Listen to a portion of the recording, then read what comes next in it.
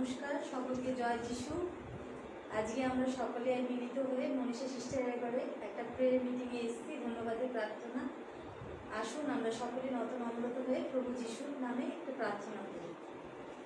স্তুতি স্তুতি স্তুতি স্তুতি, পবিত্র পবিত্র পবিত্র পবিত্র আকাশ আকাশ পৃথিবী মণ্ডলী নির্মাণকর্তা আমাদের প্রভু যিশু। স্তুতি স্তুতি স্তুতি স্তুতি ধন্যবাদ ধন্যবাদ ধন্যবাদ ধন্যবাদ। Hallelujah hallelujah hallelujah. আকাশ পৃথিবী মণ্ডলী প্রভু যিশু, দয়া করো, কৃপা করো, করুণা করো প্রভু যিশু। আজকের দিনে তুমি আরেকটিবার মৌকা দিয়েছো প্রার্থনা করার জন্য, সকলে একই সাথে মিলিত হয়ে, তার জন্য ধন্যবাদ পিতা। প্রভু আজকে সুন্দর দিয়ে তুমি যে আরেকটিবার আবার সবার সাথে আমাদের সাথে এসে বসে প্রার্থনা করছো, তাই ধন্যবাদ পিতা। এই গৃহকে তুমি তোমার চরণতলে রেখেছো, কৃপা করেছো, তাই ধন্যবাদ পিতা। প্রভু এইখানে যতজন এসছে সবাই এসছে একটা আশা নিয়ে, একটা মনের বাঞ্ছনা নিয়ে, সকলকে তুমি তাদের পূরণ করেছো আর আমিন বলেছো। সকলে সেই আশা পূরণ হয়ে এই গৃহ থেকে ফিরবে পিতা। ধন্যবাদ পিতা। প্রভু আমাদের শুরু থেকে শেষ অবধি সমস্ত প্রার্থনাটায় তুমি আমাদের সহায় থেকো, সহায় থেকো, সহযোগী থেকো।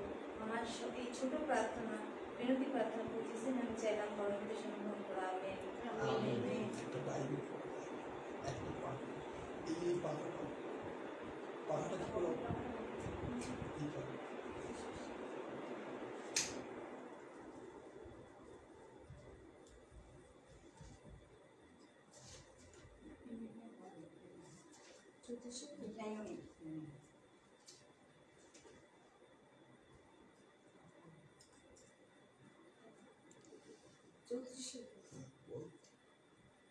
আমরা 34 গীত পাঠ করি।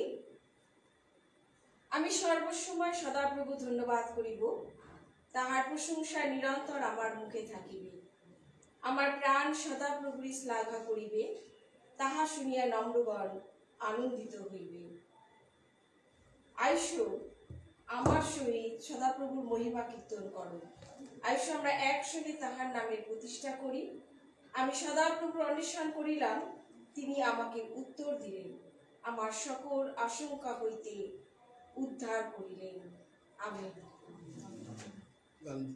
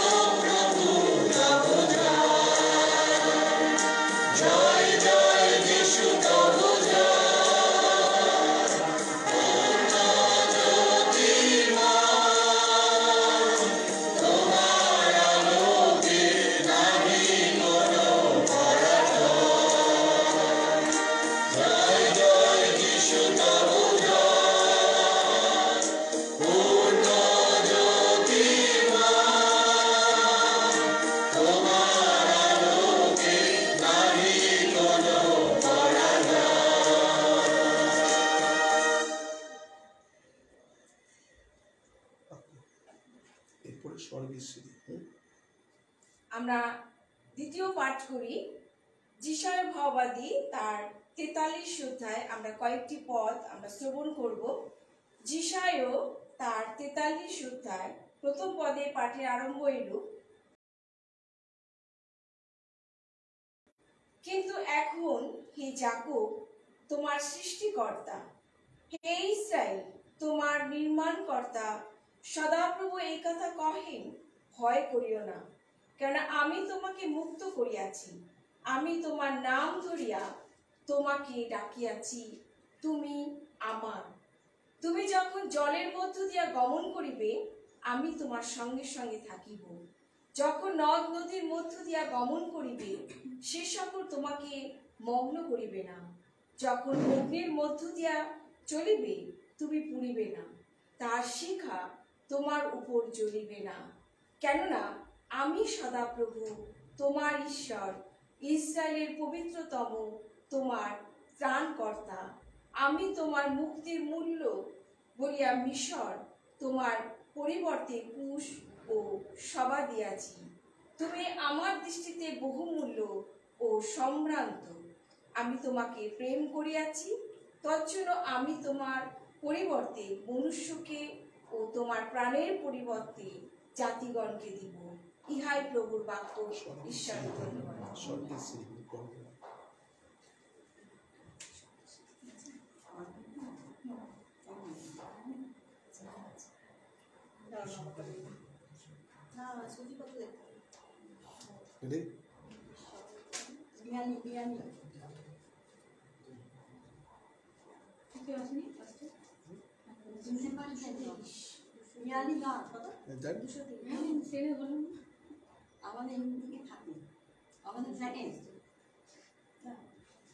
ওকে,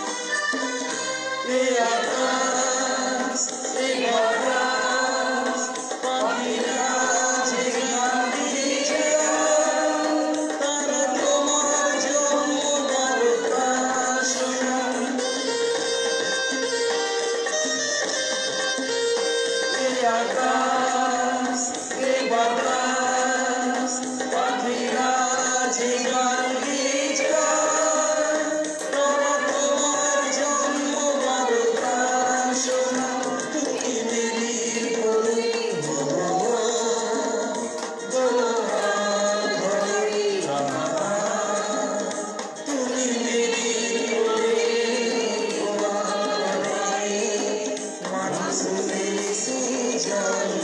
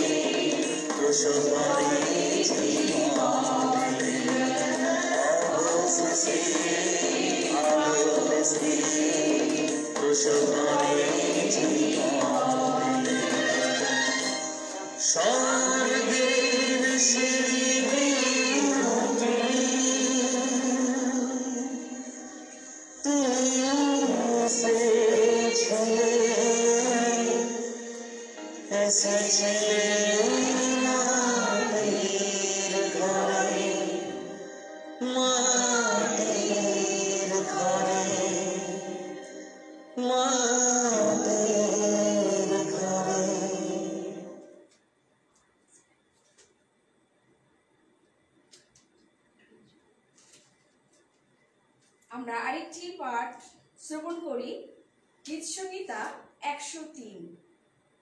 গীতসংহিতা 103 গীত আমরা পাঠ করি। হে আমার প্রাণ সদা প্রভু ধন্যবাদ করো, হে আমার অন্তরস্থ সকল তাহার পবিত্র নামের ধন্যবাদ করো। হে আমার প্রাণ সদা প্রভু ধন্যবাদ করো, তাহার সকল উপকার ভুলিয়া যাইও না। তিনি তোমার সমস্ত অধর্ম ক্ষমা করেন, তোমার সমস্ত রোগের প্রতিকার করেন। তিনি কূপ হইতে তোমার জীবন মুক্ত করেন, দয়া ও করুণার মুকুটে তোমাকে ভূষিত করেন। তিনি উত্তম দ্রব্যে তোমার মুখ তৃপ্ত করেন, ঈগল পক্ষীর ন্যায় তোমার নূতন যৌবন হইবে। আমেন।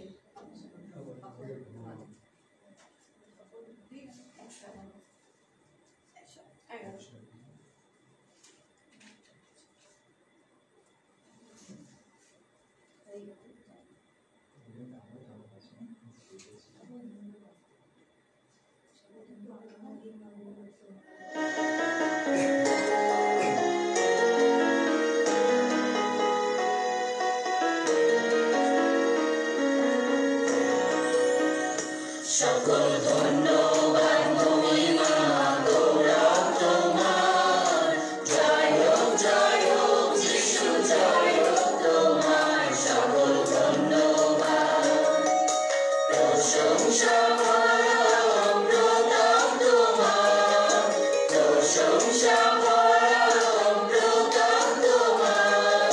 জয় হোক যিশু, জয় হোক তোমার।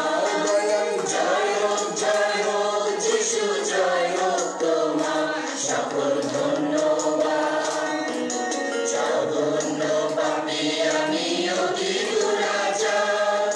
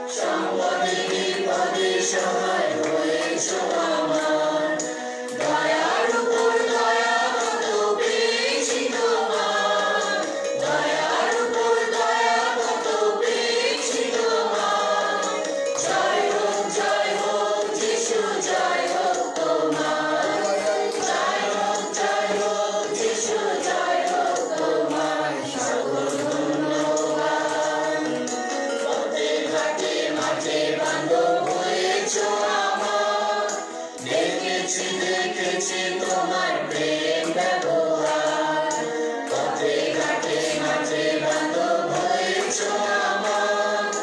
দেখেছি দেখেছি তোমার প্রেম ব্যবহার, অনুগ্রহ করিয়াছো কত শতবার, অনুগ্রহ করিয়াছো কত শতবার। জয় হোক যিশু, জয় হোক তোমার, জয় হোক যিশু, জয় হোক তোমার সকল ধন্যবাদ। যুগে যুগে জয় গান শুনি তোমার, জীবন্ত বাক্য আর সই তোমার। যুগে যুগে জয় গান শুনি তোমার, জীবন্ত বাক্য আর সই তোমার। সই রামে প্রভু সই তোমার, সই রামে প্রভু সই তোমার।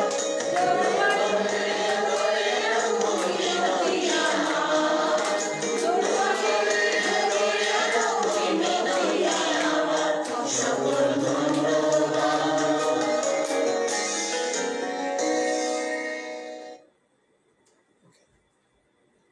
আরেকটা গান করো, আরেকটা করে শেষ করো, একটা বাক্য করো।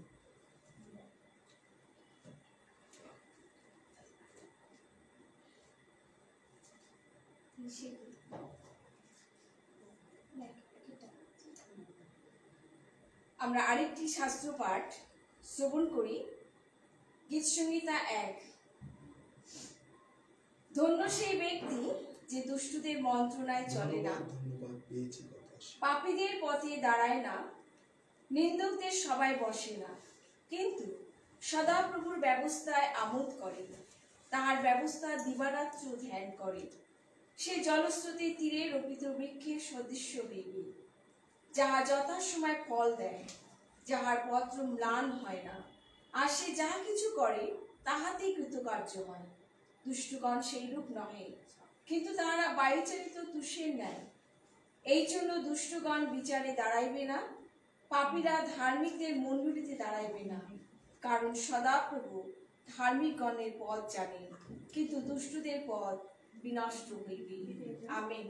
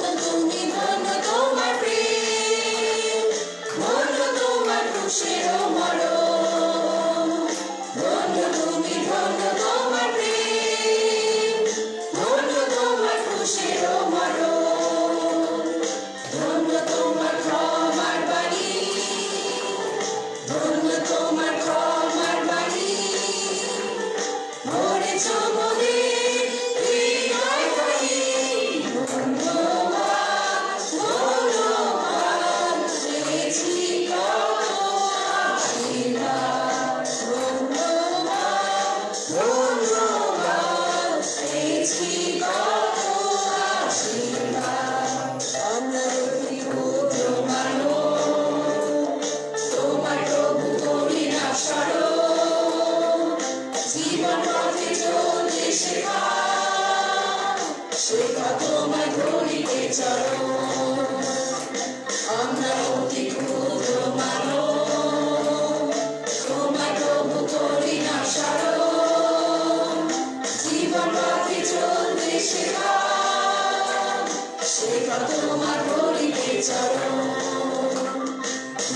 তোমার সর্বারোহণ, ধন্য তোমার পুনরাগমন, ধন্য তোমার সর্বারোহণ, ধন্য তোমার পুনরাগমন।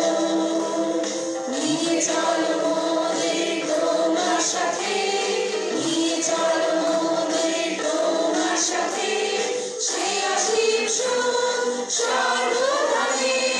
ধন্যবাদ ধন্যবাদ পেয়েছি কত আশীর্বাদ, ধন্যবাদ ধন্যবাদ পেয়েছি কত আশীর্বাদ। সুখে দুঃখে সহায় হয়েছ তুমি, সুখে দুঃখে সহায় হয়েছ তুমি।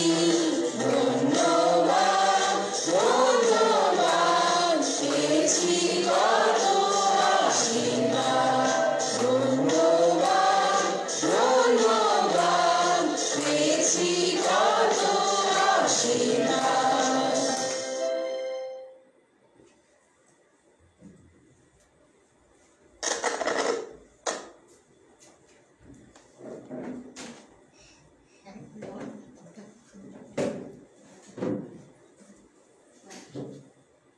এই সিলভাস তুমি যদি এইখানটা বসে তোমার মাথাটা চলে আসছে এইখানটা বসে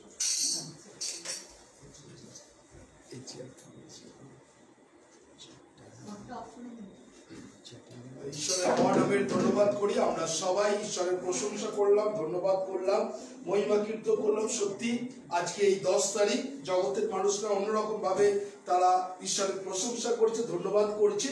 আজকে আপনার জীবনের সুযোগ, আজকে আমরা এই সুযোগ সবাই নেব। আজকে যারা অনলাইন এবং অফলাইন, অফলাইনে অনেকজন আছেন, অনলাইনে অনেকজন আছেন, আর আমরা বিশেষ করে যদি ধন্যবাদ কেউ থাকে আমরা এই সময় সুযোগ নেব এক এক করে। আমরা যারা ধন্যবাদ দিতে চান, যদি অনলাইনে যারা ধন্যবাদ দিতে চান, আমাদের নাম্বার আপনারা জানেন 990311325943335699। এই দুটো নম্বরে আপনি অনলাইনে ধন্যবাদ দিতে পারেন, অফলাইনে যারা আছে তারা ডাইরেক্ট এখানে এসে ধন্যবাদ দিতে পারবেন। যারা আছেন আমরা সুযোগ নিই, সবাই এক এক করে আসবো। এবং ঈশ্বর আমাদের জীবনে অনেক কাজ করেছেন, অনেক আশীর্বাদ করেছেন, অনেকভাবে চালনা করেছেন। আমরা ধন্যবাদ দিয়ে আমরা প্রভুর সান্নিধ্যে আছি, আমরা এক এক করে এসে ধন্যবাদ দেবো।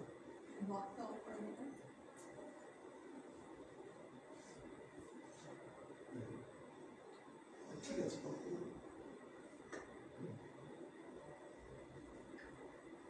ঈশ্বরের মহানামে ধন্যবাদ দিই, ঈশ্বরের মহানামে ধন্যবাদ দিই। আজকের এই সুন্দর দিনটি দেখিয়েছে প্রভু আরেকবার। আমাদের এই চলার পথে, বলার পথে, কাজ করার পথে আমরা কত ভুল হয়ে থাকি, কত পাপ করে থাকি, আমরা নিজেরাও জানি না। তবু যে প্রভু আমাদেরকে ভালোবেসে বাঁচিয়ে রেখেছে, রোগ মুক্ত রেখেছে, আর একটা দিন দেখাচ্ছে, তার জন্য প্রভু যিশুকে কোটি কোটি ধন্যবাদ। আর আমাদের আরেকবার সবাইকে একত্রিত করে আরেকটিবার সুযোগ করে দিয়েছে আমাদের প্রার্থনা করার জন্য এগিয়ে। তাই প্রভু যিশুর কাছে মহানামে ধন্যবাদ। Thank you so much. আর যে সিস্টার লাইনে আছে আপনি নাম বলবেন এবং ধন্যবাদ দিন। সিস্টার, হ্যাঁ, আচ্ছা,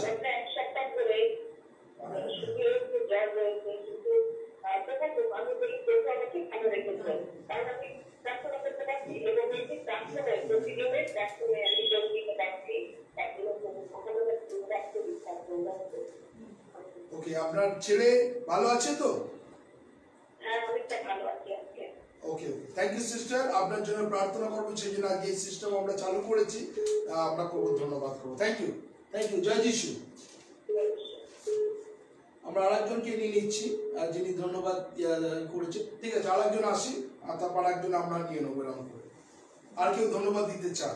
আর এটা সুযোগ, কেননা এই সুযোগটা আমরা সব জায়গায় করছি।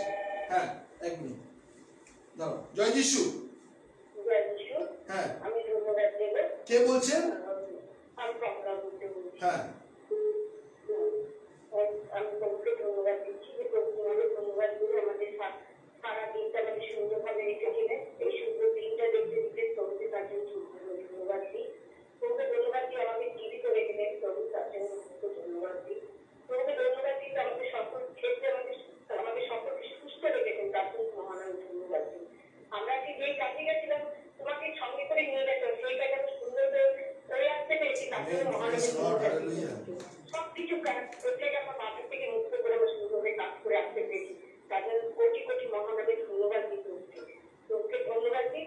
আমাদের প্রতিবেশী সকলকে ভালো রেখেছেন, তার জন্য প্রভুকে ধন্যবাদ দিই। আর ধন্যবাদ দিই আমাদের অন্নটাকে পরিপূর্ণ করেছেন, সমস্ত দিক থেকে তিনি আমাদের সবকিছু থেকে সুন্দরভাবে রেখেছেন, তার জন্য মহানবীর ধন্যবাদ দিই। এইগুলো আপনাদের শেষ না।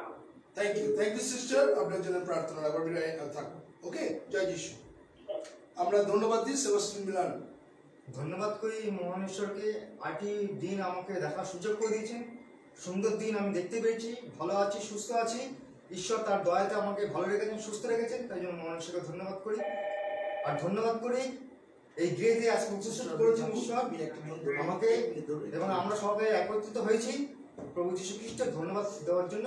তাই সকলে মিলে আমরা ধন্যবাদ করি আজকে এই দিনটির জন্য। সকলকে জয় যিশু, আমিন। Thank you.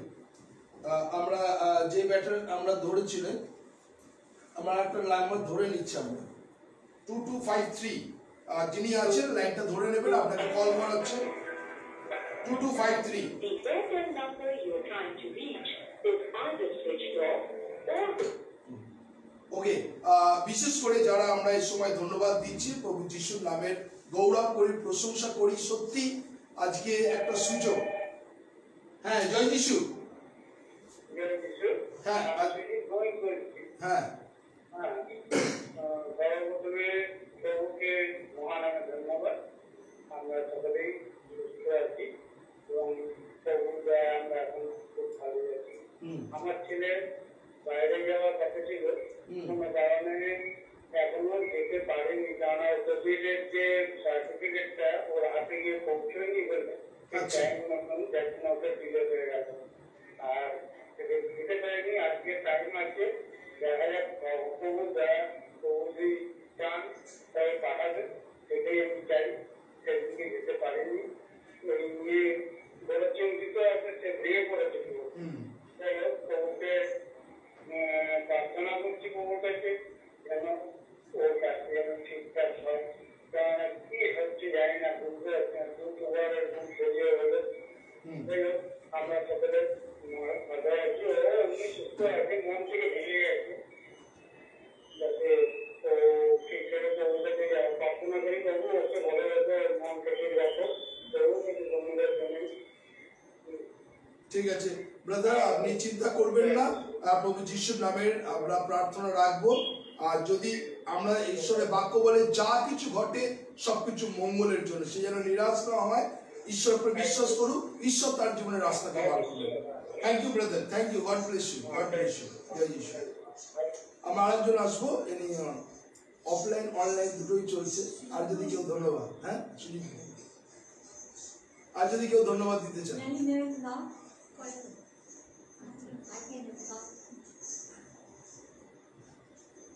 যারা আমরা নাম্বারে আছি, অনলাইনে আছি, আপনি করতে পারেন। এটা আমাদের আজকে সুযোগ করেছি যাতে সবাই ধন্যবাদ দিতে পারে।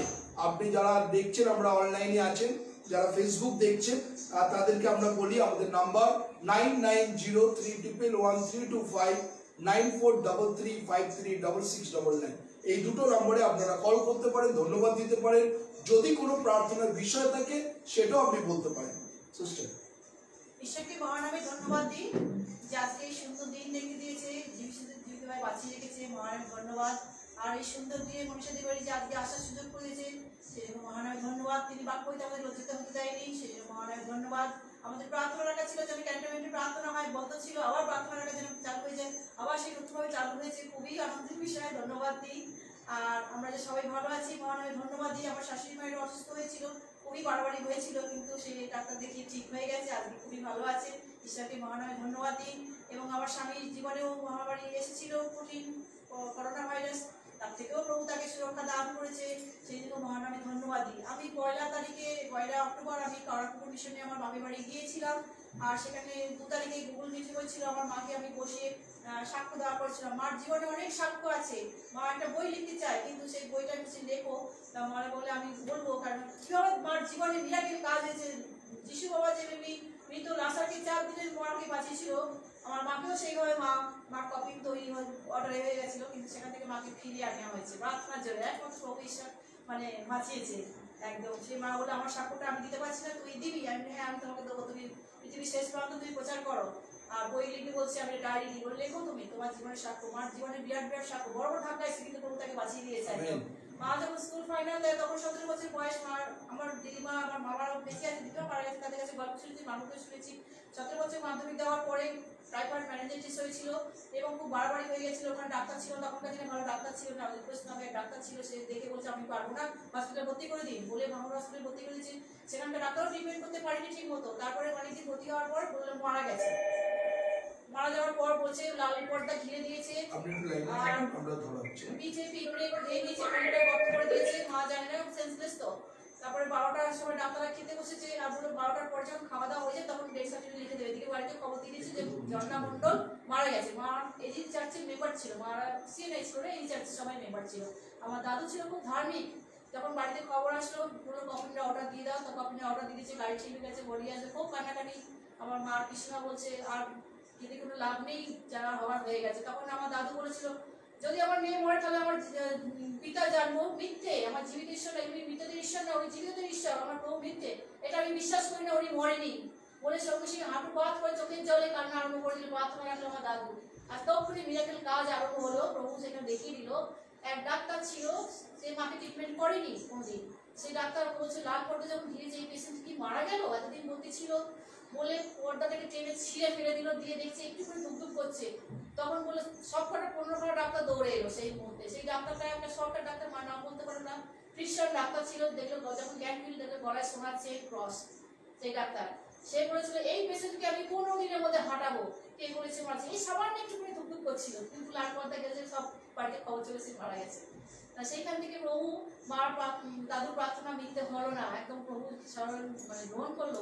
যে কফি বক্সের অর্ডারটাকে আবার বন্ধ করলো, একদম গাড়িও বন্ধ করলো, যে মাকে এইভাবে মৃত্যুর হাত থেকে সেই ডাক্তার 15 দিনের মধ্যে বলেছে হাঁটাবো, ঠিক 15 দিন আগেই হাঁটিয়ে দিল, সুস্থ করে সে বাড়ি ফিরলো। ঈশ্বরের মহানয় ধন্যবাদ দিই। আবার সেই মার অনেক কঠিন মানে পরিস্থিতি শুনলে অবাক হবেন। 2003 সালে আমার তখন বিয়ে হয়নি, আমার দাদা বৌদি আমি আমার মা, হঠাৎ মার শরীর খারাপ হলো, ব্লিডিং হচ্ছিল, আমি মরেছে, কি হলো রে? তারপরে বলতে আমার ডাক্তার নিয়ে এসেছে, তার সঙ্গে করা হলো, মার ক্যান্সার ধরা পড়লো। হ্যাঁ, ধরা পড়তে মানে ইউরিনে ছোট্ট একটা ইনফেকশন হয়েছে, তার থেকে টিউমার হয়েছে 2 সেন্টিমিটার, তার মধ্যেই ক্যান্সার হয়ে গেছিল। আমরা তো কান্নাকাটি আরম্ভ করে কি হয়, তো বাঁচানো যাবে না। ঠাকুরপুকুরে একটা ভালো নার্সিং হোম আছে, বেশ কস্তুরী না, পাশেটা নামটা, ওখানে দেখানো হলো, বললো 9 থেকে 10 বছর আমরা বাঁচাবো, আর পারবো না, ওনার যা কন্ডিশন এই 30,000 টাকা লাগবে। তখন আমার এক পিসিমার ছেলে, দুঃসাপর পিসিমা, বাবা মামা তো বোন, ঠাকুরপুর থাকতো, তার ছেলে ভেলোরে ডাক্তার শিখতে গেছে। তখনই আমার মাথায় বলতে ছুটিতে এসছে, তখন সমস্ত কাগজপত্র নিয়ে তার বাড়িতে চলো, বলো ভুল ট্রিটমেন্ট হচ্ছে, চলো এক্ষুনি চলো ভেলোরে, এখানে কোনো ট্রিটমেন্ট হবে না। ওর কথা শুনে একদম তড়িঘড়ি আমরা ভেলোর বেরিয়ে গেলাম 2003 সালে আগস্ট মাসে। বাস ওখানে ট্রিটমেন্ট শুরু হলো, সঙ্গে সঙ্গে একদম তড়িঘড়ি অপারেশন হয়ে গেল মার। ওকে ডাক্তার বলে বাঁচিয়ে দিল, বললো না আপনার বাড়ি যাতে বেঁচে গেল। আজ পর্যন্ত মা আজকে 19 বছর বেঁচে আছি, ঈশ্বরের দয়ায় ওষুধ বন্ধ।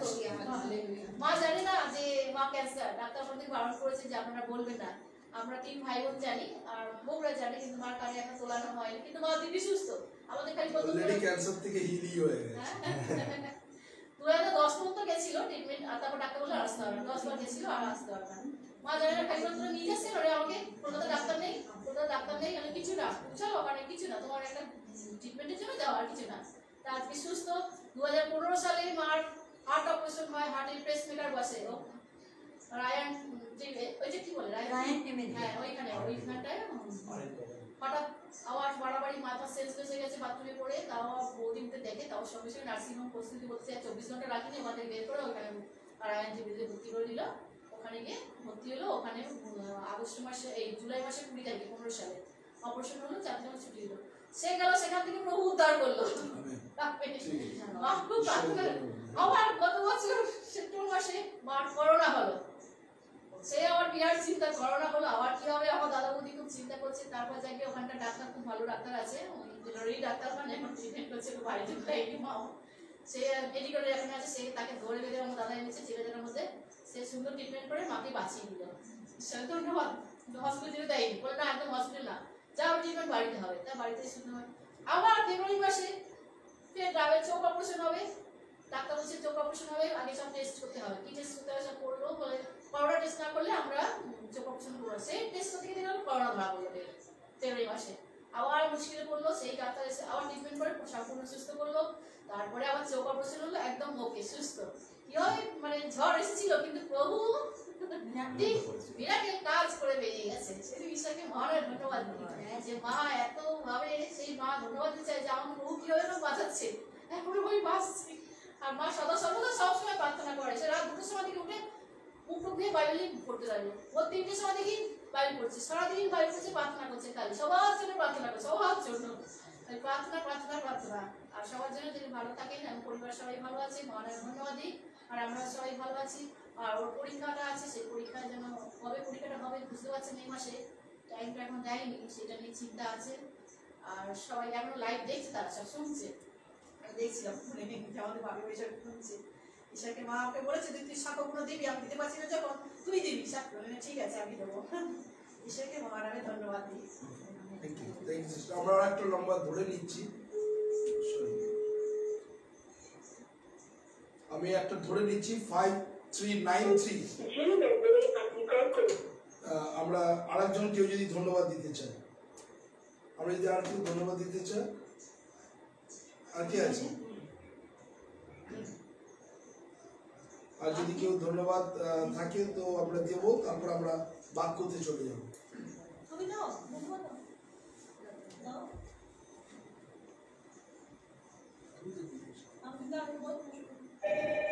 এক মিনিট ধরে দিন।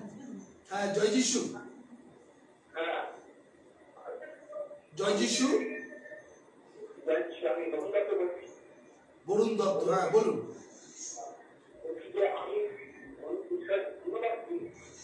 আমার ছেলে সময় প্রার্থনা করছিলাম, সেই প্রার্থনায় দেখা যাচ্ছে আরো বেড়ে যাচ্ছে। সেই কান্না কাটার মতন থাকছে আর মুখের মধ্যে খাতা। তখন আমি প্রার্থনা করে ফিরে গেছি, তখন ডাকছি, আমি বলি দাদা এরকম ব্যাপার, তুমি শুনলে আমার ছেলে মেয়ে প্রার্থনা করবে। তখন আমি ভাবছি ডাক্তারের কাছে আমার প্রার্থনা পেয়েছে।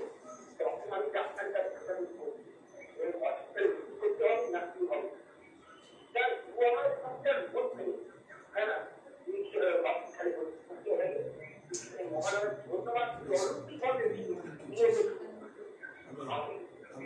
Thank you, brother. Thank you. God bless you. ঈশ্বরকে মহানামে ধন্যবাদ দিই। 1 মাস পরে আমার বাড়িতে আবার হচ্ছে, 9 তারিখে হওয়ার কথা, এটা 10 তারিখে করলাম প্রার্থনাটা। আর এই জন্য ঈশ্বর আমাকে অনেক সহযোগিতা করেছেন। চিন্তা হয় যে আমার বাড়িতে কারা আসবেন কারা আসবেন না, সেটা নিয়ে একটা চিন্তা থাকে যে কতজন আসতে পারবে। সবাইকে তো বলা হয়েছে কতজন আমার বাড়িতে আসতে পারবে। তো ঈশ্বর আমাকে, ঈশ্বরকে ধন্যবাদ দিই। ঈশ্বর সবাইকে সাহায্য করেছে আসার জন্য। আর একটা ধন্যবাদ দিই যে অনেক রকম ঝড় ঝঞ্ঝা আসে, অনেক রকম বিপদ আসে আমার জীবনে, আসছে, কিন্তু আমাকে ঈশ্বর এক জায়গায় দাঁড় করে রেখেছে, সেখান থেকে আমি কিন্তু উত্তরে যাচ্ছি। যত রকম বিপদ হোক, মানে মৃত্যুর থেকেও আমি বেঁচে যাচ্ছি। এই জন্য ঈশ্বরকে মহানামে ধন্যবাদ দিই। আমি জানি আমাকে আমার ঈশ্বর আমায় কিছু করবেন না, আমার ঈশ্বর আমাকে দুহাত দিয়ে আগলে রাখবে, আমার কোনো রকম বিপদ হবে না, বা আমাকে কোনো জায়গায় লজ্জিত করবেন না। আমি সেই জায়গাটা বিশ্বাস করি। আর এটা আমাদের সকলেরই বিশ্বাস করা উচিত যে আমাদের প্রভু মহান, আমাদের প্রভু অনেক কিছু করতে পারেন, তার অসাধ্য কিছু নেই। আমরা যদি এই বিশ্বাসকে চলি, আমরা আরো এগিয়ে যেতে পারি। ঈশ্বরের জয় মা, ঈশ্বরের নামে ধন্যবাদ করি। আমেন। আচ্ছা আমি বলি। Thank you. চলে এসো।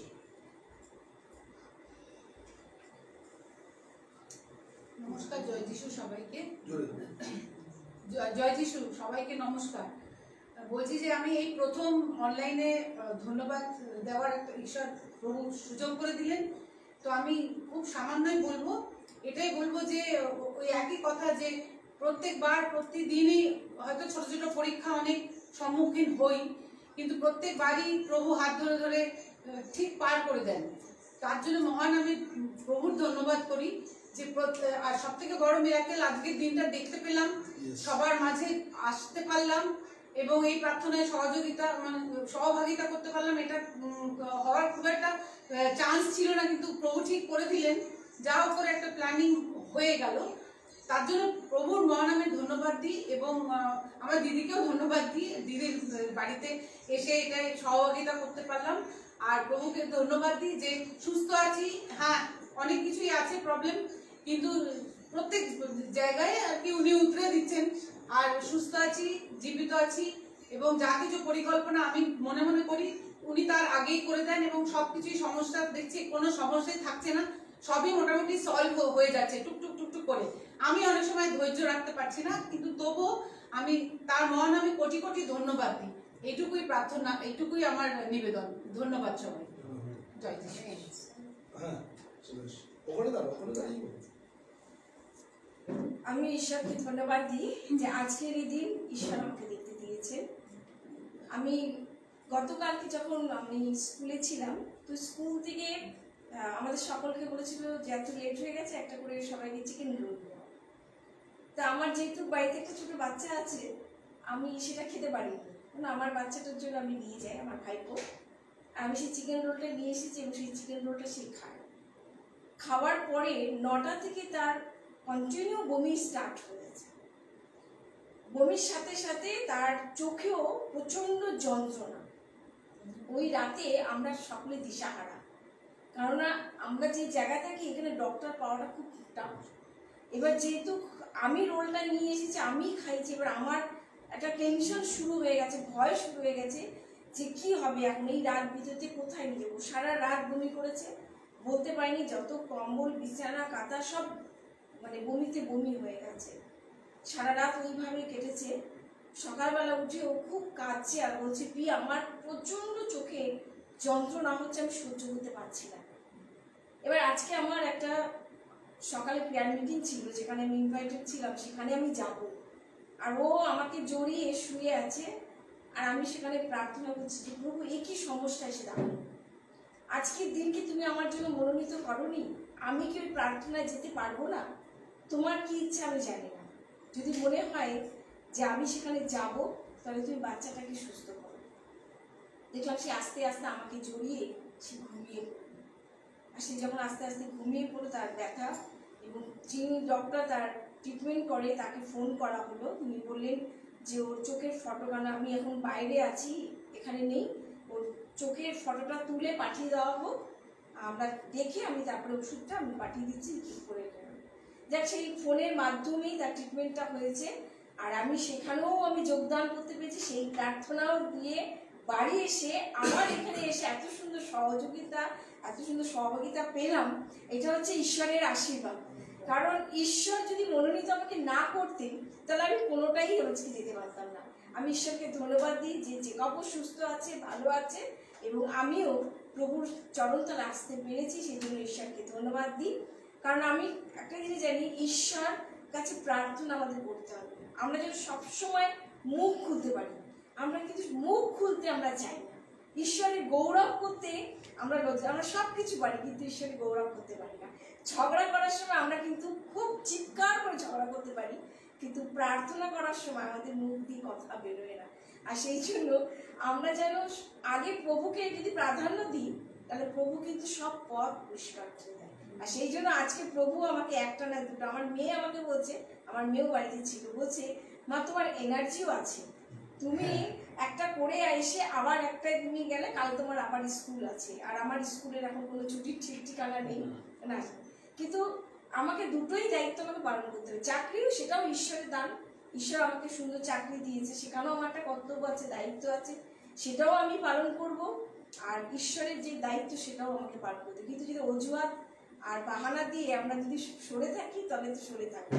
কিন্তু আমি ঈশ্বরকে ধন্যবাদ দিই এই সুবর্ণ সুযোগের জন্য, এবং অনেকদিন পর মনীষাদির বাড়িতে আসার জন্য। কারণ আমরা সবসময় 9 তারিখ আমরা যাইনি, কিন্তু যখন শুনলাম 10 তারিখ, এবার একটু চমকে গেলাম যে হয়তো আমি শুনতে ভুল করেছি। না, যেদিন ঈশ্বর ঠিক করে থাকে সেদিনই হবে, মানুষের ইচ্ছা আর ঈশ্বরের ইচ্ছা এক নয়। যেন আজকের এই দিন ঈশ্বরের ধন্যবাদ ও গৌরব। ঈশ্বরকে হ্যাঁ চলে আসো।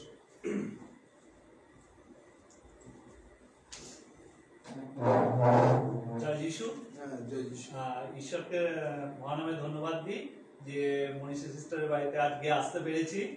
আর এই অনলাইনে এই প্রথম আমারও প্রার্থনা করার যে সুযোগ সেটা আমি আজকে পেয়েছি, তার জন্য ঈশ্বরকে মহানামে ধন্যবাদ দিই।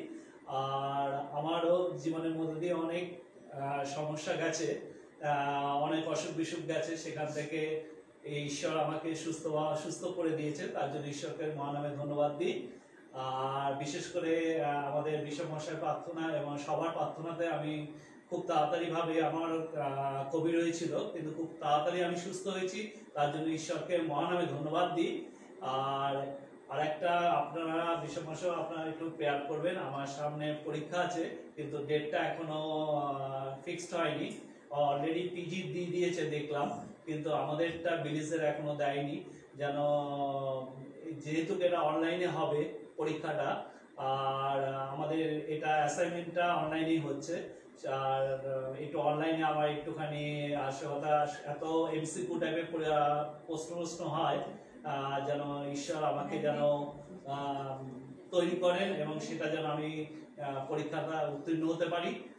আপনারা সবাই মিলে প্রেয়ার করবেন আর ঈশ্বরকে মহানামে ধন্যবাদ দিন, নিশ্চয়ই আমি পাস করতে পারবো। এটা আমার খুব আশা জীবনের একটা। তা জয় যিশু, যাতে আমি ঠিক মতো ভাবে উত্তীর্ণ হতে পারি। আমেন। ঈশ্বরকে ধন্যবাদ দিই। আজকে মনীষা দিয়ে একটা আক্ষেপ করছিল, আক্ষেপটা হচ্ছে যে আমার বাড়িতে কত লোক আসবে, কজন আসবেন, কি আসবেন, কিন্তু সব থেকে ঈশ্বরকে ধন্যবাদ দিই, আক্ষেপের কোনো রাস্তা নেই। একটা চার্চে যতজন লোক থাকে আজকে ঠিক ততজনের লোক অফলাইন এবং অনলাইনে আছে। আর ঈশ্বরের মহানামে ধন্যবাদ করি আজকের এই বার্তা শুধু তোমার বাড়িতে না, তোমরা শুনছো না, অল ওভার ওয়ার্ল্ড। এখন দেখছি ইউএসএ থেকে সিস্টার বেনুস বিশ্বাস, আর তিনিও দেখছেন এই প্রোগ্রামকে। আর প্রভু যিশুর নামে ধন্যবাদ করি সিস্টার বেনুকে। আর ধন্যবাদ দিই যারা এই মুহূর্তে ঈশ্বরের বাক্য শুনছো বা করছে। একটা যে আজকে যে গুরুত্বপূর্ণ বাক্য যেটা নিয়ে আলোচনা করতে চাই, আর সেইটা ঈশ্বর আমাদেরকে এক এক সময় শেখায়। আজকে কিন্তু আমরা এক এক সময় অসুস্থ হই, দুর্বলতা হই। কেন? আমরা তো এত প্রার্থনা করি, কেন আমাদের জীবনে সিকনেস আছে? আমরা তো এত প্রার্থনা করি, কেন অসুস্থতা আছে? কেন? ওয়াই? তার রিজন, এত প্রার্থনা করছি, এত উপবাস করছি, প্রত্যেক দিন যাচ্ছি, কেন আমরা তাও সিকনেস আসে, অসুস্থতা আসে, কষ্ট আসে, জ্বর আসে, কেন আসে? বিশ্বাস, শয়তানের পরীক্ষা। আচ্ছা, আমাদের বিশ্বাস কতটা? আমাদের বিশ্বাস কতটা শয়তানের পরীক্ষা। আর কিছু? আর কিছু উত্তর? ওই নিজের ভেতরে দুর্বলতা আর কি, নিজের ভিতরে দুর্বলতা, হবে কি হবে না, হবে কি হবে না, কনফিউজ, দ্বিধা। তো যাই হোক, আমরা একটা বাক্য আমরা দেখি, কিছু কিছু জিনিস আমাদের জীবনে আসে, এটা কিন্তু মঙ্গলের জন্য। আমরা বুঝতে পারি না কেন মঙ্গল, কখন মঙ্গল, কি জন্য মঙ্গল। আমরা খুলবো প্রভার্বস চ্যাপ্টার 3 ভার্স 11। হিতোপদেশ 3 অধ্যায় 11 পদে ঈশ্বরের বাক্য বলছে, বৎস সদাপ্রভুর শাসন তুচ্ছ করিও না, তার অনুযোগে ক্লান্ত হইও না। কি বলছে? সদাপ্রভুর, আবার বলছি, বৎস সদাপ্রভুর শাসন তুচ্ছ করিও না, তার অনুযোগ ক্লান্ত হইও না। আজকে এই বিষয় নিয়ে, আজকাল দুটো বিষয় নিয়ে করবে। এবং কি বলছে? 12 পদে বলছে, কেননা সদাপ্রভু যাকে প্রেম করেন তাকে শাস্তি প্রদান করে। দুটো জিনিস। তাহলে আমরা এখানে করছে শাসন যেন আমরা তুচ্ছ করি না, 2 হচ্ছে যাকে প্রেম করে তার উপরে শাস্তিও ঈশ্বর কিন্তু দেন। নালে কিন্তু আমরা আমাদের ন্যাজ মোটা হয়ে যেত, হ্যাঁ, আর নালে কিন্তু আমরা একদম কি বলে না, কি কি কি চাষি গেল তো ঘর, তো লাঙল তুলে ধর, তাই না? আমরা যখন এরকম আমাদের মধ্যে যখন আসে, তখন কিন্তু আমরা আবার রাস্তা শুনে চলে যাই। কিছু সময় আমরা উচ্ছৃঙ্খল জীবন যাপন করি, এদিক ওদিক হয়ে যাই, আবার কিন্তু কি হয়, আমরা ট্রাম লাইন দেখেছি, তাই না? ট্রাম লাইন কিন্তু তার বাতাজ করে, যখনই তার উচ্ছৃঙ্খল জীবন হয়ে যায়, যখনই কিন্তু ড্রাইভার একটু উলট পালট হয়ে যায়, ট্রাম লাইন থেকে যাবে লাইন হয়। তারপরে কি হয়, ওই ড্রাইভার নেমে এসে পেছনের যে তারের সঙ্গে যে রডটা বাঁধানো আবার টেনে আবার তারে লাগিয়ে আবার লাইনে চলে আসে, টিকিটা ধরে আবার লাইনে নিয়ে আসতে। মানে আমাদেরও কিন্তু টিকি বাধা আছে, আমরা যতই এদিক ওদিক করি না কেন আমাদের কিন্তু ঠিক লাইনে চলতে হবে। বাইবেল আমাদেরকে শেখায় আমাদের উপরে যখন কোনো শাসন আসবে, এই শাসন আমরা এক এক সময় যেন ঈশ্বরকে দোষারোপ না করি। এখানে ইয়োবের জীবনে কিন্তু অনেক শাসন এসেছিল, তাই না? ইয়োবের জীবনে কিন্তু অনেক পরীক্ষা এসেছিল, কিন্তু ইয়োব ভুলে ক্রম বলিনি কেন তুমি আমাকে এত পরীক্ষা করছো। ইয়োব কিন্তু উল্টো কথা বলে, যেটা ইয়োব তার 2 অধ্যায় যদি 8 থেকে 10 পদ দেখি, আমি শুধু ঈশ্বর থেকে মঙ্গল নেবো অমঙ্গল নেবো না, এই বলে ইয়োব পাপ করিলেন না। খুব কঠিন কথা। আমি শুধু ব্লেসিং। আমরা খ্রিস্টানরা শুধু ব্লেসিং নিতে চাই, আমরা অসুস্থতা নিতে চাই, তাই না? ইয়োব কিন্তু এখানে বলতে আমি শুধু ঈশ্বর থেকে মঙ্গল নেবো অমঙ্গল নেবো না, এই বলে ইয়োব পাপ করিলেন না, তাই না? তাই বাইবেল আমরা যদি ইয়োব তার 5 অধ্যায় 17 পদে আমরা পড়বো, আমরা আজকে নিজেরা মুখ খুলে পড়বো ইয়োব তার 5 অধ্যায় 17 পদ। আমরা ইয়োব 5 অধ্যায় 17 পদ যদি কেউ খুলে থাকে তার দিয়ে ফটাফট। আজকে কিন্তু একটা পরীক্ষা হচ্ছে অফলাইন এবং অনলাইনে, কে কত তাড়াতাড়ি বাইবেল খুলতে পারে, এবং তাকে পরিচয় পাওয়া যাবে যে বাইবেলের সঙ্গে সে কতটা যুক্ত আছে। আমি ধরে পড়ব 5-এর 17। ইয়োব 5-এর 17। দেখো ধন্য সেই ব্যক্তি যাকে ঈশ্বর অনুযোগ করেন। কি বলছে? যাকে ঈশ্বর অনুযোগ করে ধন্য। তাহলে আপনার জীবনে যদি কিছু আসে, প্রেজ দ্য লর্ড, হালেলুয়া, বলছে যাকে শাসন করে সে হচ্ছে ধন্য। তারপরে কি বলছে? অতএব তুমি সর্বশক্তিমানের দত্ত শাস্তি তুচ্ছ করিও না। ইয়েস, দত্ত শাস্তি তুমি তুচ্ছ করিও না আসে এই জন্য যাতে আমি প্রভুর পথে আরো সুন্দরভাবে থাকি। নালে কিন্তু আমাদের জীবন কিন্তু উচ্ছৃঙ্খল জীবন আছে, আমাদের জীবনে একটা আসে, তখন পরে রিয়ালাইজ করি আজকে যদি এই জিনিসটা এসছে বলে আজকে, নালে কিন্তু আমি কিন্তু বিপদে চলে যাচ্ছি। পরে রিয়ালাইজ করলে এই অনুভব হয় কিনা? হ্যাঁ, এক এক সময় যখন আসে, আরে বাবা এই জন্য আমাকে প্রভু, নালে কিন্তু আমার একটু অন্যদিকে আমি টার্ন দিচ্ছি না। এই জন্য ঈশ্বর যাকে ভালোবাসেন, আজকে যদি পিয়ালির মেয়ে যদি একটু বদমাশি করে, ওকে যখন মারে, ও যখন কান্নাকাটি করে, পরে রিয়ালাইজ করে কেন আমাকে মা মারলো, হয়তো কিছু এমন জিনিস করেছে যেটা মায়ের চোখে ভালো নয়। সে ভালো বলতে পারে কিন্তু মায়ের চোখে ভালো না। আমাদের জীবনে এক এক সময় মনে করি যে আমি সব ঠিক আছে, আরে তুমি বোঝো না। এখনকার বর্তমানে ইয়ং জেনারেশন ছেলেমেয়েরা মাকে প্রথমেই বলে তুমি বোঝো না, তুমি কথা বলো না, তাই না? কিন্তু মা সব কিছু জানে, তাই না? মা কিন্তু সব কিছু জানে। মা কিন্তু চোখ পড়ে বলে দেয় তার অন্তরে কি চলছে, তাই কি না? হ্যাঁ, যদি কিছু দুঃখ কষ্ট বেদনা, মা কিন্তু বুঝে যায় তার ভেতরে কি চলছে। তো যাই হোক, ঈশ্বরের বাক্য কিন্তু আমাদের এই কথা বলছে যাতে আমরা প্রভুর অনুযোগে যেন কি না করি, প্রভুর অনুযোগে আমরা কি না করি। কি বলছে সেখানে ইয়োবে 5:17, আবার পড়ি সেই জায়গাটাকে। দেখো ধন্য সেই ব্যক্তি যাকে ঈশ্বর অনুযোগ করেন। হ্যাঁ, অতএব তুমি সর্বশক্তিমানের দত্ত শাস্তি তুচ্ছ করিও না। কেন করেছি সেটা রিয়ালাইজ করো। আজকে প্রত্যেকটা মানুষের জীবন আমাদের রিয়ালাইজেশন নেই, আমরা করেই যাচ্ছি, কেউ তো দেখছে না। আমাদের জীবনের সব থেকে গুরুত্বপূর্ণ জিনিস কোনটা? যেটা সবার আছে আর যেটা আমরা দেখাতে চাই না। কি বলুন তো? সবার আছে, যেটা আমরা দেখাতে চাই না। কোনটা? কি ম্যাডাম, কোনটা? সবার আছে। আপনাদের সিং আছে, দুটো আছে সিং। হ্যাঁ, হাতে মাথায় আছে, দেখতে পাই না। হ্যাঁ, দেখা যাচ্ছে না। আর এই সিংটা কখন বেরোয়? যখন তার আঁতে ঘা লাগে। হ্যাঁ, আর এই রাগ আমি দেখাচ্ছি শান্তশিষ্ট প্রতিনিষ্ঠ ভদ্রলোক এখানে বসে আছি, যখন আমার হাতে ঘা লাগবে তখন বেরিয়ে আসে দাঁত, হ্যাঁ, ওই সিং। খুব গুরুত্বপূর্ণ কথা এইটা। আমরা দেখবেন, দেখে মনে হচ্ছে না বাবা আমার কি রাগ, কে জানতে পারবে? আমার ওয়াইফ। বাবা, তাই না? আমার ওয়াইফ জানতে পারে আমি কেমন, হ্যাঁ, সুমিতার পরিবারের মা বাবা জানতে পারে সুমিতা কেমন, বাবা এখানে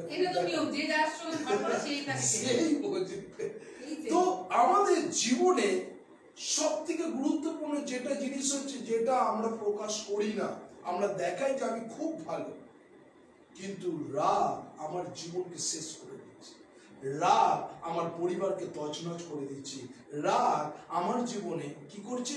ধ্বংস করছে আমার শরীরকে। আজকে এই সমস্ত এখানে কি বলছে, এই যে প্রভুর যে শাসন, কেন তিনি ওই করলেন? যাতে আমি কি করি? যাতে আমি একটু কন্ট্রোল হই, তাই না? হ্যাঁ, আমরা যদি গাড়ি যখন চালানো, গাড়ির মধ্যে কি লাগে? Set your distance. আমরা যেন দূরত্ব বজায় রাখি। কেন তিনি এই কথা বলছেন? কেননা গাড়ি ধাক্কা লাগতে পারে। Set your distance. গাড়ি যখন থামাতে হয় তো মিনিমাম 4 ফুট কি 5 ফুট আগে গাড়িকে ব্রেক করতে হয়। গাড়ির মুখের সামনে গিয়ে ব্রেক হয় না, ফেল, যখন তখন অ্যাক্সিডেন্ট হবে। তাই ঈশ্বর আমাদেরকে এই জন্য বলছে, যাতে আমাদের জীবনে যদি কোনো দোষারোপ থাকে, যদি বারে বারে করে হয়, এই জন্য রেখেছেন যাতে আমি যেন শুধরাই। নালে কিন্তু আমার জীবনে কিন্তু বড় বিপদ আসতে চলেছে।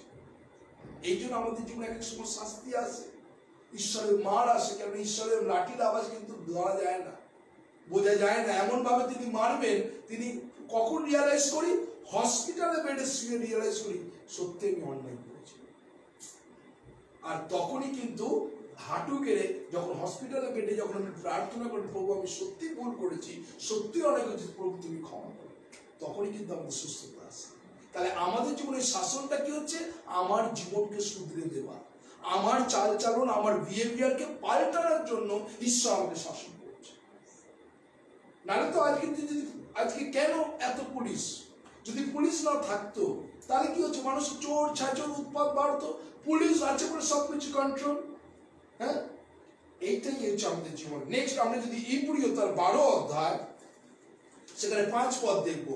ইব্রিয় 12 অধ্যায় 5 পদে ঈশ্বরের বাক্য দেখবো, সেখানে কি বলছে।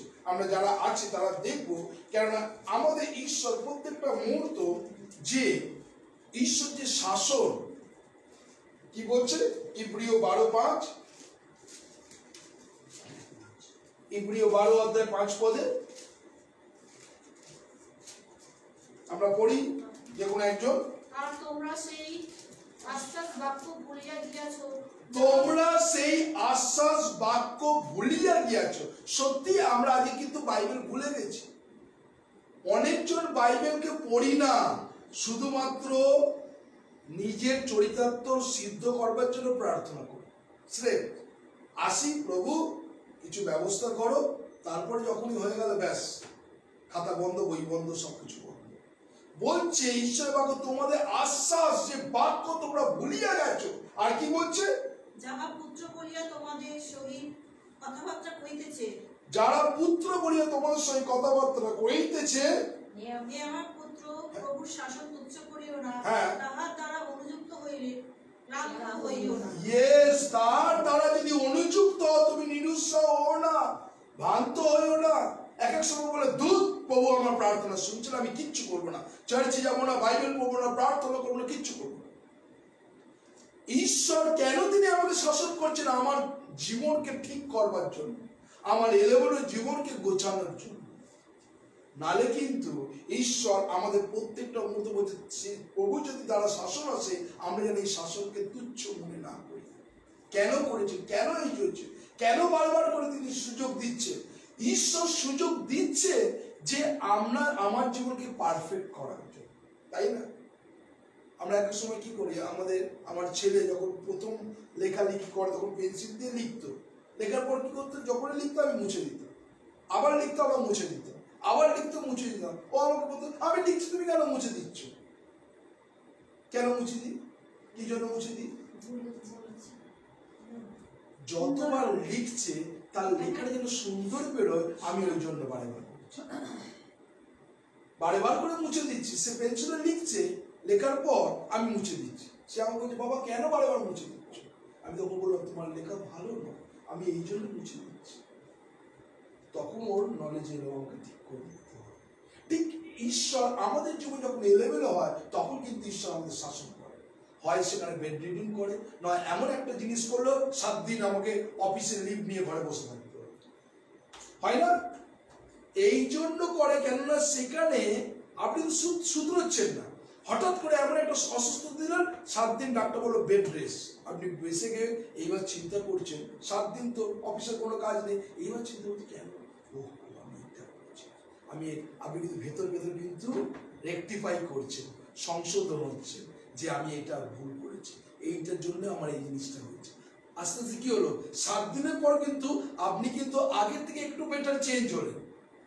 আবার যখন ক্যাজুয়াল লাইফ হল, আবার সেই বাঁধরা পানি, আবার ঈশ্বর আবার শাসন করবে। এটা কিন্তু হয় আমাদের জীবনে প্রত্যেকটা মুহূর্ত। এই জন্য ঈশ্বরের বাক্য কিন্তু আমাদের শেখাচ্ছে, যাতে আমাদের জীবনটা যেন শাসন যখন আসবে যেন আমরা তুচ্ছ না করি। আমরা চলে যাই 1 কোরিন্থীয় তার 11 অধ্যায় 32 পদ। 1 Corinthians chapter 11 verse 32। আর সেখানে 1 কোরিন্থীয় তার 11 অধ্যায় 32 পদে ঈশ্বরের বাক্য, তিনি আমাদের যখন শাসন করেন যেন জগতে, আজকে প্রত্যেকটা মুহূর্তে ঈশ্বরের বাক্য কি বলছে? 1 কোরিন্থীয় 11 অধ্যায় 32 পদ। কিন্তু আমরা যখন প্রভু কর্তৃক বিচারিত হই, প্রভুর কর্তৃত্ব বিচারিত হই, তখন শাসিত হই, হ্যাঁ, যেন জগতের সহিত দণ্ডাজ্ঞা প্রাপ্ত না হই। হ্যাঁ, মানে বলছে প্রভু যাদেরকে শাসন করে অন্যরকম, কিন্তু জগতের শাসন না। জগতের শাসনরা কি বলে? জগতের বিচার কি হচ্ছে? ও আমাকে খুন করেছে, আমি ওর পরিবারকে শেষ না করে আমি আমার রক্ত ঠান্ডা হবে। ও আমাকে, আমার মেয়েকে এরকম ভাবে মেরেছে, আমি ওকে ওরভাবে হত্যা করবো। জগতের চিন্তা ভাবনা। কিন্তু প্রভুর শাসন, প্রভুর বিচার কিন্তু অন্যরকম, টোটালি কিন্তু আলাদা। তার চিন্তা ভাবনা, তার মোটো, তার কথাবার্তা আলাদা। কেননা আমরা দাঁতের বদলা দাঁত, দাঁতের মারের বদলা মার আমরা পারি না। এই অহিংসা আন্দোলন বা আমাদের যে গান্ধীজি কোথা থেকে পেয়েছেন? অহিংসা বাইবেল থেকে সে পেয়েছে। সেই জন্য কি বলছে, কেউ যদি এক গালে চড় মারে আর এক গালে পাতিয়া দাও। হ্যাঁ, তখনকার দিনের নিয়ম ছিল কি, কেউ যদি তোমাকে মারে ঢিলের বদলে পাটকে। কিন্তু গান্ধীজি বাইবেল থেকে সেই কথাটাকে কোট করে তুলে যখন চালালো, তখন কিন্তু সে অহিংসা আন্দোলন আমরা জানি হিস্ট্রিতে। তো এইখানে ঈশ্বর এখানে দেখালেন যে জগতের শাসন একরকম, কিন্তু ঈশ্বরের শাসন টোটালি ভিন্ন। বলছে আমরা ঈশ্বরের, জগতের শাসন একরকম, ঈশ্বর যারা প্রভুতে তাদের শাসন কিন্তু অন্যরকম আসে। তখন তারা রিয়ালাইজ করে।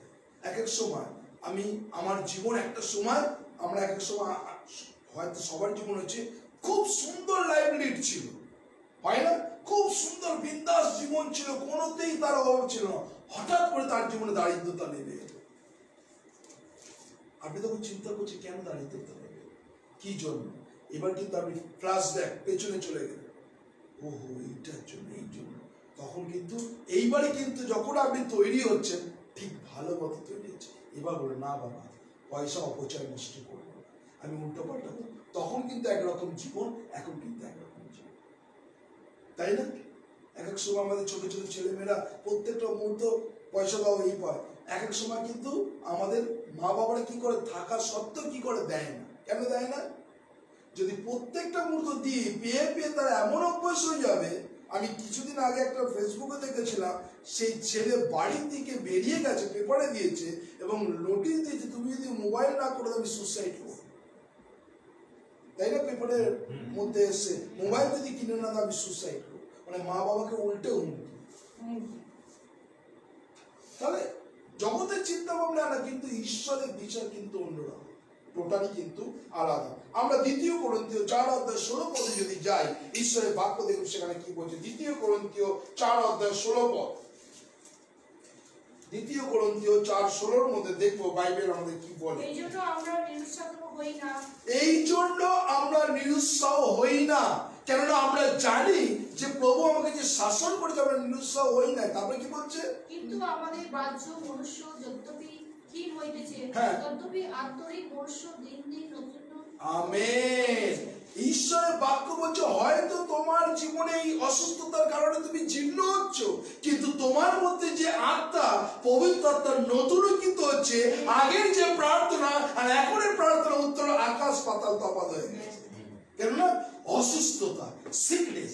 আজকে সুমিতা মণ্ডলে তার চোখের যে সমস্যা, হ্যাঁ, এইবারে তাকে ওই পিরিয়ডের মধ্যে নিয়ে গেছে, তার চোখের মধ্যে ইনজেকশন, ওই পরিস্থিতিতে সে কেঁদেছে, হাঁটু কেঁদেছে, চোখের জল ফেলেছে, দেখিয়েছে যে কতটা কষ্ট করতে হয়। এরপরে কোনো যখন মানুষ কেউ যখন চোখের সমস্যা নিয়ে যখন বলবে sister please pray for me, আমার চোখে এরকম, তখন কিন্তু সে রিয়ালাইজ করবে আমি ওই পরিস্থিতি গেছিলাম, আমি ওই কষ্টের মধ্যে দিয়ে গেছিলাম। তখনই সেই প্রার্থনা বলছে আমার মধ্যে দুর্বলতা ক্ষীণ হচ্ছে, কিন্তু পবিত্র আত্মা নতুনকিত হচ্ছে এবং প্রার্থনা আরো সুন্দরভাবে কাজ হচ্ছে। এইটা আমাদেরকে শেখা। একটা সময় কেন আমাদেরকে ইয়োব, তাই না, ইয়োবের জীবনে কত তাড়না এসেছিল যখন সে তার রিলেটিভরা এসে বারবার করে বলছে দেখুন আপনাকে খবর দেওয়ার জন্য আমি শুধু আছি, সবাই কাছে শেষ হয়ে গেছে, আপনি এখনো কিচ্ছু সাধন করে যাবেন। বারবার করে কিন্তু তার রিলেটিভরা এসে তাকে খোঁচা দিয়ে গেছিল ইয়োবকে।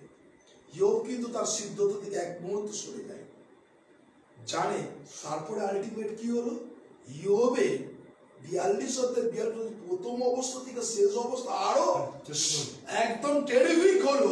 বলছে যা কিছু হারিয়ে গেছিল তার দ্বিগুণতে পেয়েছে। ইয়োব আরো প্রার্থনাশীল যোদ্ধা হয়ে গেল। সে দেখছিল যে ওই পরিস্থিতির মধ্যে ইয়োব 42-10 আছে, যে প্রথম দশা থেকে তার পরের দশা আরো সে শক্তিশালী হলো। কি বলছে বলে ইয়োব তার 42 অধ্যায় 10 পদে,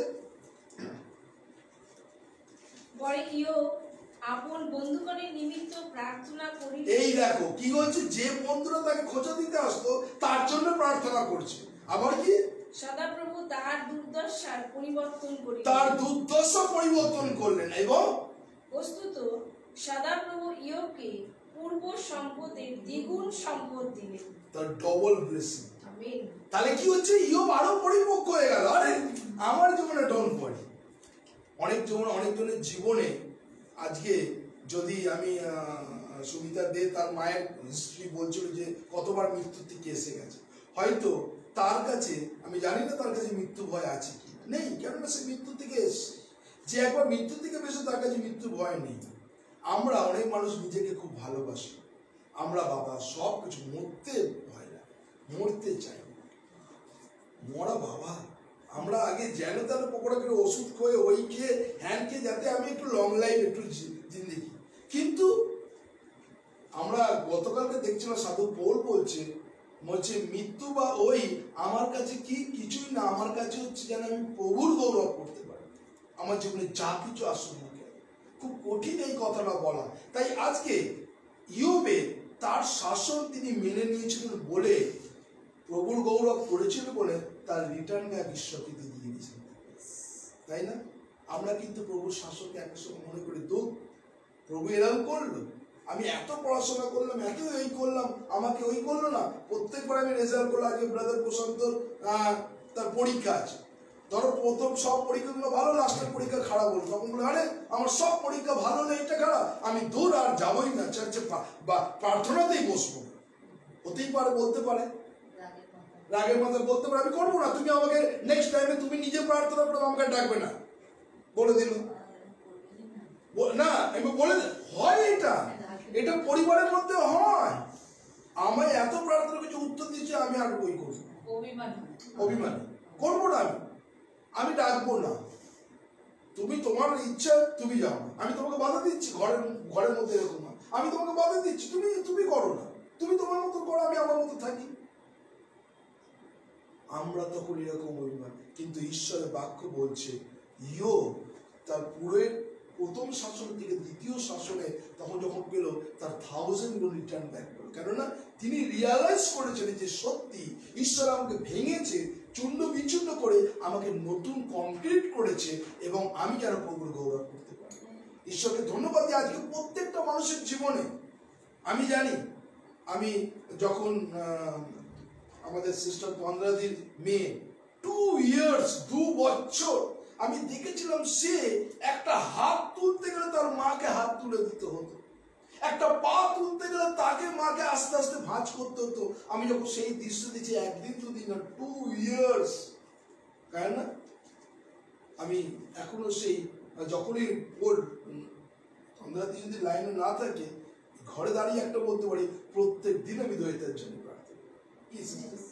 প্রত্যেকটা দিন আমি জানি সেই সময় তাকে তুলেছিলেন ঈশ্বর, এবং তাকে কি করেছে, এমন কনক্রিট করেছে আমি যেন প্রভুর গৌরব প্রশংসা করতে পারি। এই জন্য ঈশ্বর আমাদের নিয়ে আসে যাতে আমি আরো মজবুত হতে পারি এবং প্রভুর গৌরব করতে পারি। এই জন্য সবার জীবনে কিন্তু এরকম সমস্যা আসে, কেননা এই জন্য আসে যাতে তুমি আরো পরিপক্ক হতে পারো এবং প্রভুর গৌরব করতে পারি। আমরা পরবর্তী বাক্যতে যাই, 1 কোরিন্থীয় 11 অধ্যায় 32 পদ দেখব। 1 কোরিন্থীয় 11 অধ্যায় 32 পদ কি বলছে? 1 কোরিন্থীয় 11 অধ্যায় 32 পদ। কিন্তু আমরা যখন প্রভুর কর্তৃত্ব বিচারিত হই, তখন শাসিত হই, যেন দেখো, প্রভুর কর্তৃত্ব বিচারিত হই তখন কি হয়? শাসিত। তাহলে প্রভু আমাদের একরকম শাসন করে, প্রভুর শাসন কিন্তু ওই না মানে এই ছড়ি নিয়ে বসে আছে, ডান্ডা নিয়ে বসে আছে, তোকে না করলে মারবো, ওরকম শাসন না। কিন্তু প্রভু আমাদের শাসন করে। তারপরে কি বলছে? যেন জগতের সহিত দণ্ড আজ্ঞা প্রাপ্ত না হই, অতএব যেন জগতের সহিত দণ্ড আজ্ঞা প্রাপ্ত না হই। জগতের সহিত যেন এমন শাসন করলো যে জগতের সঙ্গে মিলে গেলাম আমি এক, সেই শাসন কিন্তু প্রভু করে। আর একটা বাক্য যাবো, সেটা হচ্ছে হিতোপদেশ, প্রভার্বস চ্যাপ্টার 24 ভার্স 10। কেননা ঈশ্বর এই জন্য আমাদের জীবনে শাসন থাকে, আপনি একটা সময় দুর্বলের সময় ঈশ্বর আমাদের স্ট্রং কি করছে। আমরা চলে যাই হিতোপদেশ 24 অধ্যায় 10 পদ, প্রভার্বস চ্যাপ্টার 24 ভার্স 10 কি বলছে? সংকটের দিনে যদি অবসন্ন হও, সংকটের দিনে যদি অবসন্ন হও, তবে তোমার শক্তি সংকুচিত তাহাদিগকে উদ্ধার করো, যাহারা মৃত্যুর কাছে নীত হইয়াছে, যাহারা কাঁপিতে কাঁপিতে বদ্ধ স্থানে যাইতেছে। তাহলে ঈশ্বর কি বলছে? তুমি যখন সংকুচিত হচ্ছ, তাহলে তোমাকে কাজ কি? আর একজন মানুষকে আমরা প্রার্থনা করা। আজকে এখন কি করছি, এটা কিন্তু মনীষাদের এখানে, আর আজকে এখন কিন্তু আমি যেখানেই যাচ্ছি আমি এই অস্ত্রটাকে নিয়ে যাচ্ছি। কেন না তোমরা তো বাক্য শুনছো, সারা জগৎকে আমি অ্যালার্ট করছি, সারা জগৎকে সেই বাক্যটাকে পৌঁছে দিচ্ছি একই টাইমে। তারা কি করবে, সেই বাক্যটা তারা ঘরে বসে শুনতে পাচ্ছে, তাই না? তাহলে আজকে ঈশ্বর আমাকে শক্তি দিয়েছেন। আজকে আমি এখানে দাঁড়িয়ে কি করছি, আমরা গুটি কয়েক আছি, কিন্তু তার পাশে আরো আছে। যখন কোনো মানুষের কোন সময় বলে যদি যখন খুলবে লাইটটা, আরে সত্যি তো আমার জীবনে এরকম সংকট ছিল, সত্যি এই জন্য প্রভু করেছেন, ও কিন্তু রিয়ালাইজ করবে, অনুভব করবে। তাই আজকে আমাদের জীবনে প্রভু আমাদের জীবনে এইভাবে কাজ করে। আমরা যিশাইও তার 40 অধ্যায় 30 পদে যাব। কেননা যুবকেরা শান্ত ক্লান্ত হয়, কি বলছে দেখো সেখানে কি বলছে, যিশাইও 40 অধ্যায় 30 পদ, সেখানে কি বলছে? যিশাইও 40:30 কি বলছে, পড়ি। তরুণীরা ক্লান্ত ও শান্ত হয়, যুবকেরা জ্বলিত ও স্ফুলিত হয়। কি বলছে? যুবকেরা কি হয়? স্খলিত হয়। মানে কি হচ্ছে? তাড়াতাড়ি পা পিছলে যায়, আগে ফাঁদে পড়ে যুবকেরা। আর কি বলছে? পড়ো, আরেকবার পড়ো। তরুণীরা ক্লান্ত ও শান্ত হয়, যুবকেরা স্খলিত ও স্ফুলিত হয়, কিন্তু যাহারা সদাপ্রভু অপেক্ষা করে তারা অত্যন্ত নতুন শক্তি পাইবে। ইয়েস, তাহলে আমরা কার অপেক্ষা করব? প্রভুর অপেক্ষা করব। তাহলে আজকে তার উত্তর সুবিধা, সকালবেলা স্কুল, তারপর একটা প্রেয়ার মিটিং, আবার এখানে। তাহলে এই স্ট্রেংথ কে দিচ্ছে? স্বয়ং ঈশ্বর করে দিচ্ছে, তাই না?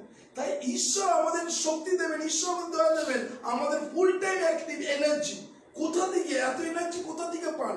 যে কোনো কেউ মানুষ গেলে, আরে আপনার তো দেখলাম এই মাত্র এখানে, আপনি এখানে এখানে চলে এসছেন, এত শক্তি কোথা থেকে পান? বাইবেল বলছে তিনি আমাকে শক্তি দিলে আমি সকলেই কিছু করতে পারি। তাই আজকে প্রভুর শক্তি যেন আমরা অনুভব করতে পারি এবং চিন্তা করতে পারি। এইটা আমরা পড়লাম যে প্রভুর শাসন। এরপরে আমরা চলে যাই হিতোপদেশটা 3 অধ্যায় 12 পদে, কেননা সদাপ্রভু যাকে প্রেম করেন তাকে শাস্তি। এইবারে হচ্ছে প্রভুর শাসন হলো এবং শাস্তি। হ্যাঁ, কি হচ্ছে হিতোপদেশ 3? কেননা সদাপ্রভু যাহাকে প্রেম করেন তাহাকেই শাস্তি প্রদান করে, যেমন পিতা প্রিয় পুত্রের প্রতি করে। তাহলে আজকে যারা আছে প্রভু শাস্তি নিতে চান, তবে তো প্রিয় পুত্র হবে। Yes. তো এখানে কি বলছে? আবার বলছি, কেননা সদাপ্রভু যাকে প্রেম করেন তাকে শাস্তি প্রদান করেন। তাহলে আজকে কতজন চান যে হ্যাঁ প্রভু শাস্তি আমি মাথায় পেতে দিই? তো ঈশ্বরের শাস্তি, কেননা তিনি ভালোর জন্য তিনি আমাদের শাস্তি দেন। একটা বাবা এবং মা যখন কোনো সন্তানকে বকে ভালোর জন্য, কেন করে, কি জন্য করে? তো ঈশ্বর আমাদের শেখায় যে এই শাস্তিকে যেন আমরা কখনো উপেক্ষা না করি। নেক্সট আমরা চলে যাই হিতোপদেশ, দ্বিতীয় বিবরণ তার 8 অধ্যায় 5 পদ, ব্যবস্থা বিবরণ 8:5। ঈশ্বরের বাক্য বলছে আমরা যেন অবশ্য মনে রাখি। প্রভার্বস ডিউটোপিন চ্যাপ্টার 8 ভার্স 5, সেখানে কি বলছে? দ্বিতীয় বিবরণ 8 অধ্যায় 5 পদ পড়ি। দ্বিতীয় বিবরণ, হ্যাঁ করো, আর মনে বুঝিয়া দেখো, জোরে জোরে, আর মনে বুঝিয়া দেখো, মনুষ্য যেমন আপন পুত্রকে শাসন করে, তোমার ঈশ্বর সদাপ্রভু তোমাকে তদ্রূপ শাসন করে। মনুষ্য পুত্র যেমন শাসন করে তোমার ঈশ্বরও তোমাকে সেরকম শাসন করে। কেননা আমাকেও কিন্তু ঈশ্বর শাসন করে না, নাহলে আমার ন্যাচ কখনো মোটা হবে। প্রত্যেকটা মানুষের জীবনে ঈশ্বরের শাসন আছে, আমরা বুঝতে পারিনি কেন হলো, কি জন্য হলো, কি কারণ। যদি রিয়ালাইজ করি তখন কিন্তু বোঝা যায় যে হ্যাঁ আমি এই প্রভুর শাসনকে তুচ্ছ করেছি। আমরা যদি প্রকাশিত বাক্য তার 3 অধ্যায় 19 পদ, প্রকাশিত বাক্য 3 অধ্যায় 19 পদ, সেখানে একটা আমরা দেখি, কেন ঈশ্বর যত লোককে তিনি ভালোবাসেন তত লোককে তিনি শাসন করেন। কি বলছে? আমি যত লোককে ভালোবাসি সেই সকলকে অনুযোগ করি ও শাসন করি। অতএব উদ্যোগী হও ও মন ফিরাও। উদ্যোগী হও এবং মন ফেরাও। তাহলে আমার একটাই কারণ, আমি যেন বিপদে না চলে যাই। অনেকজন আছে কি করি আমরা, এক এক সময় কি করি, প্রভুর কাছে যখন প্রার্থনা করি বা প্রভুর কাছে যখন চিন্তা ভাবনা করি, আমরা নিয়ে নিলাম, নেবার পর্বে তো ঠিক আছে, আবার পরে দেখা যাবে। ম্যাক্সিমাম লোক, এই আজকে একজন লোক ফোন করেছিল আমাকে, সে তার বাচ্চা হচ্ছিল, আর সে বাচ্চা হচ্ছিল না করে 4-5 বছর ধরে আরো বেশি, কিন্তু সে বাচ্চা হয়, ছেলে হয়।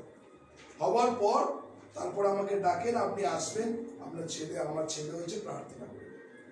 প্রার্থনা করার পর আর যোগাযোগ নেই, নানা করে 3-4 বছর বেশি, বাচ্চা হয়ে গেছে, 3-4 বছর কোনো যোগাযোগ নেই।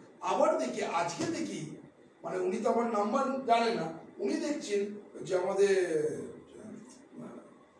ফেসবুকে যে একটা কলার করা যায় না, লিঙ্ক করা যায়, ফেসবুক থেকে নেই, ওইখান থেকে কল করছে, আর একটা আওয়াজ টোন মানে আমার ওয়াইফ বলছে মনে হচ্ছে বাইরের ফোন। আমি তখন দেখলাম যে একজনের নাম, আমি যখন ফোন করলাম তখন আমি বলছি কে বলছিলাম, তখন পরিচয় দিন এমনি, ফাদার আপনি জানেন ওই যে প্রার্থনা করেছিল, এখন আপনার কাছে একটু দরকার আছে। আমি কি বলছি, আমার ছেলেকে যদি সেন্ট জেমসের যদি একটু ব্যবস্থা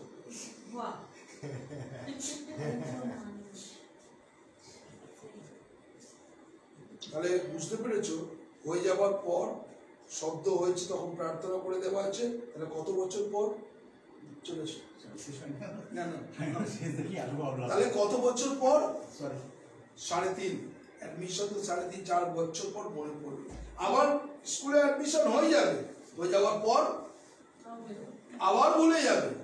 তখন কখন? এবার যখন আজকাল যখন কলেজে তখন বলবে একটু সেন্ট জেভিয়ার্স এর ব্যবস্থা করে দেবে। আমাদের ধর্মটাই আমরা ভুলে যাই। বাইবেল বারবার করে শেখাচ্ছে তার সকল উপকার ভুলিয়া যায়। আর এইটাই আমরা সব থেকে বেশি গুরুত্বপূর্ণ করে আমরা ভুলে যাই তার উপকার। আমরা ধন্যবাদ দিই না, কৃতজ্ঞ হৃদয়, প্রভু তুমি কত মহান ঈশ্বর, আমরা ধন্যবাদ দিই। আমরা চলে যাই হিতোপদেশ তার 29 অধ্যায় 17 পদে কি বলছে, সেখানে কি বলছে? Hitopadesha 29, Proverbs chapter 29 verse 17। আর সেখানে কি বলছে আমরা দেখি। Proverbs chapter 29 verse 17, Hitopadesha 29:17। তোমার পুত্রকে শাস্তি দেও, তোমার পুত্রকে কি করো? শাস্তি দাও, আর সে তোমাকে শান্তি দেবে।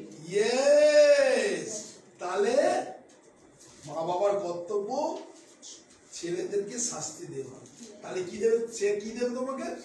সে তোমার প্রাণকে আনন্দিত করবে। ইয়েস, এখনকার বর্তমানে নিউক্লিয়াস ফ্যামিলি, আগে ছিল একান্নবর্তী পরিবার, এখন নিউক্লিয়াস, হ্যাঁ, ছোট্ট একদম হয়ে গেছে। আমি, আমার পরিবার, স্বামী স্ত্রী, তার 2 সন্তান। এবার যদি প্রথম বিয়ের পর যদি মেয়ে হলো, মেয়ের পর আবার সেকেন্ড যদি ছেলে হয়, তো সবে ধর নির্মণি যা চাইলো, বাবা খাদিস না, সঙ্গে সঙ্গে এটা এনে দিল, তুই এটা নে, ওইটা নে। কেননা নির্মণি চোখের নয়নমণি, মা আমাকে এটা দিতে হবে, ঠিক আছে বাবা আজকে আমি অফিস থেকে নিয়ে আসবো। হ্যাঁ, এই করতে করতে করতে করতে একটা সময় আসবে তখন কিন্তু আর মানতে চায়।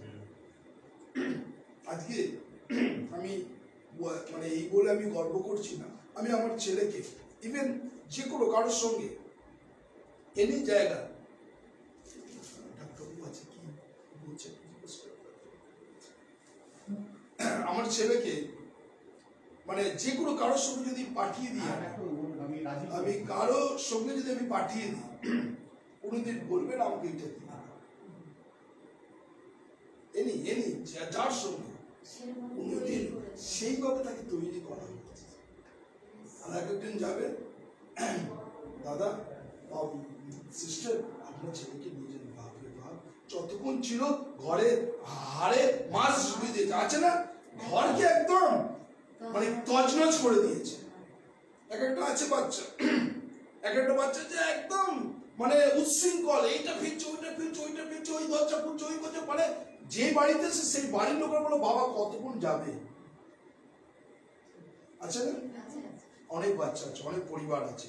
তাই আজকে বিশেষ করে আমি এই কথাই বারবার করে বলতে চাই যে এরকম যারা ঈশ্বরের বাক্য যেটা দেখে সেটাকে বলছে এরকম, এই ঈশ্বরের তুমি সেই বাচ্চাকে তুমি শাসন করো, সে কি বলছে আবার সেই জায়গাটা পড়ি। হিতোপদেশে এমন একটা সাবজেক্ট প্রত্যেক দিন সবাইকে পড়া উচিত। কি বলছে 29:17, তোমার পুত্রকে শাস্তি দাও, তুমি তোমার পুত্রকে তুমি শাস্তি দাও, সে তোমাকে শান্তি দেবে, সে তোমাকে শান্তি দেবে, আর সে তোমার প্রাণকে আনন্দিত করিবে। তাহলে শাসনটা এমন সবসময় ছড়িয়ে নিয়ে, সবসময় ছড়িয়ে নিয়ে পেছনে যদি ঘুরি তাহলে কেউ বাঁদর তৈরি। আমি আমার ছেলেকে খুব কম গায়ে হাত দিই, ওর মাথা একটা সময় রেগে যায়, খুব মারে, কিন্তু আমি যখন ওকে চোখটাকে যখন ওই করি, ইভেন আমার ভাগ্নি 23-24 বছর বয়স, ওর মা কিন্তু করে, আমি কিন্তু ওর চোখের দিকে তাকিয়ে যদি একটা কথা বলি না, ও এখনো পর্যন্ত অত বড় মেয়ে মাথা নিচু করে ঝরঝর করে কাঁদে। আমার শাসনটা অন্যরকম, ওই লাঠি নিয়ে পেছনে ঘুরলি, কেন না করলি, ওই করলে মারলাম, ওই করলো, তাতে আরো বিগড়ে যায়। শাসনটা এমনভাবে করা যেটা আমার ছেলেকে আমি শাসন করি অন্যরকম, তখন ও কিন্তু বুঝতে পারে যে বাবা রেগে গেছে। তো শাসনটা এইভাবে করা উচিত, সেই জন্য বারবার বলছি যাতে সে বড় হলে একটা যেন আমরা আরেকটা যদি হিতোপদেশ 13:24 থেকে কি বলছে, হিতোপদেশ 13:24 হিতোপদেশ 13:24। যে দণ্ড না দেয়, যে দণ্ড না দেয় মানে যে দণ্ড না দেয় সে পুত্রকে দেশ করে, সে পুত্রকে দেশ করে। আর কি বলছে? কিন্তু যে তাকে প্রেম করে সে সযত্নে শাস্তি দেয়। যে তাকে প্রেম করে সযত্নে শাস্তি দেয়, মানে বকার মধ্যেও তোমার একটা দরকার আছে, তাই না?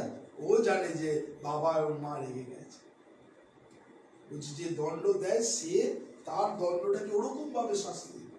ঈশ্বর কিন্তু আমাদের সেইভাবেই দেয়। আমরা যখনই করি তখনই এক এক সময় আমরা যখন রিয়ালাইজ করি, হসপিটালের বেডে হোক বা যে কোনো অবস্থা হোক, কেন এই জিনিসটা হোক, কি জন্য, তখন আস্তে আস্তে কিন্তু নিজে চেঞ্জ হতে থাকে না? আবার যখন সব থিতিয়ে যায়, আবার তখন সমস্যা আরম্ভ হয়ে যায়।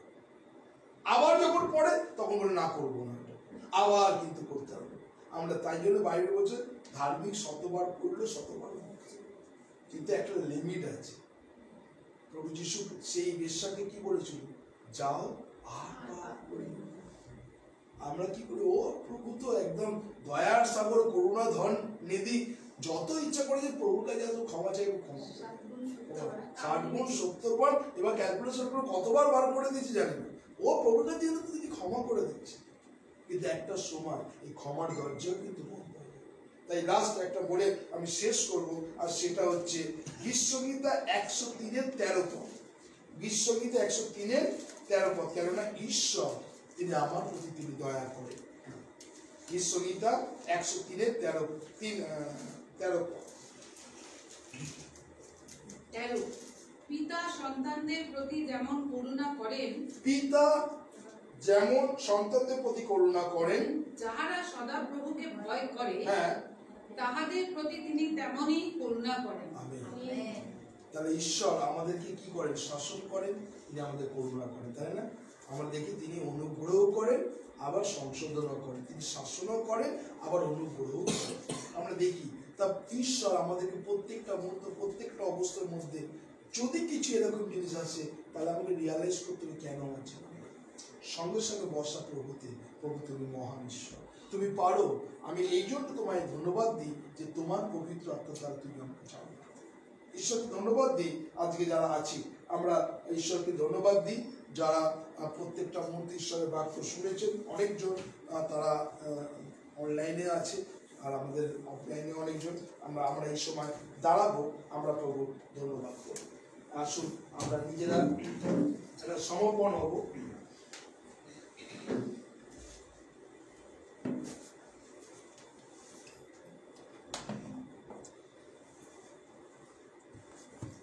আসুন যখন আমরা আছি, আমরা একটা দেখি,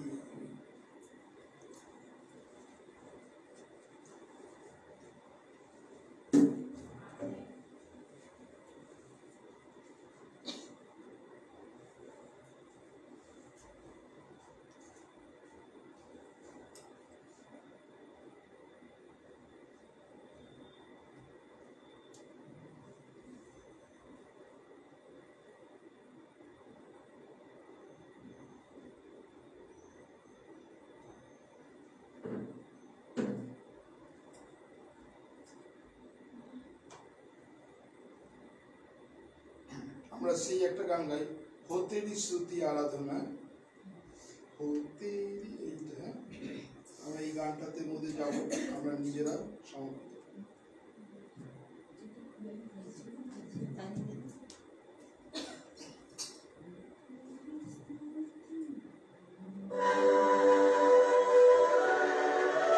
সবাই নিজেরা সমর্পিত হবো এবং ধন্যবাদ প্রশংসা করব।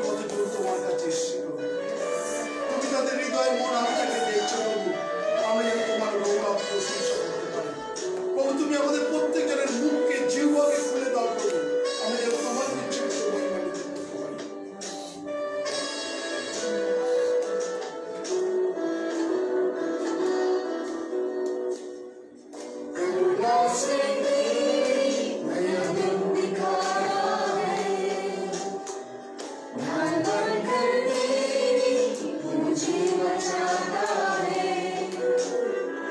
जब मैं पुकारूं तू दौड़ आता है, जब मैं गिरूं मुझे उठाता है।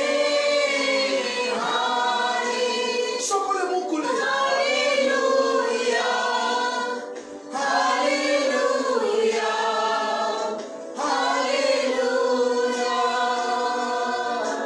हालेलुया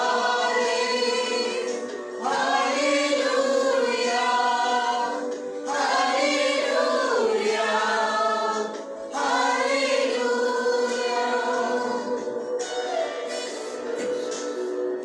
জিসাস, তুমি আমাদের প্রত্যেকজনকে দেখছো প্রভু।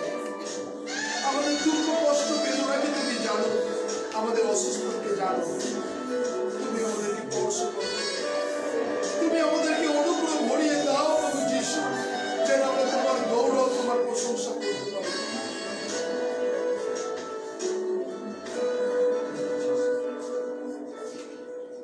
सारे जहां उसका कोई नहीं,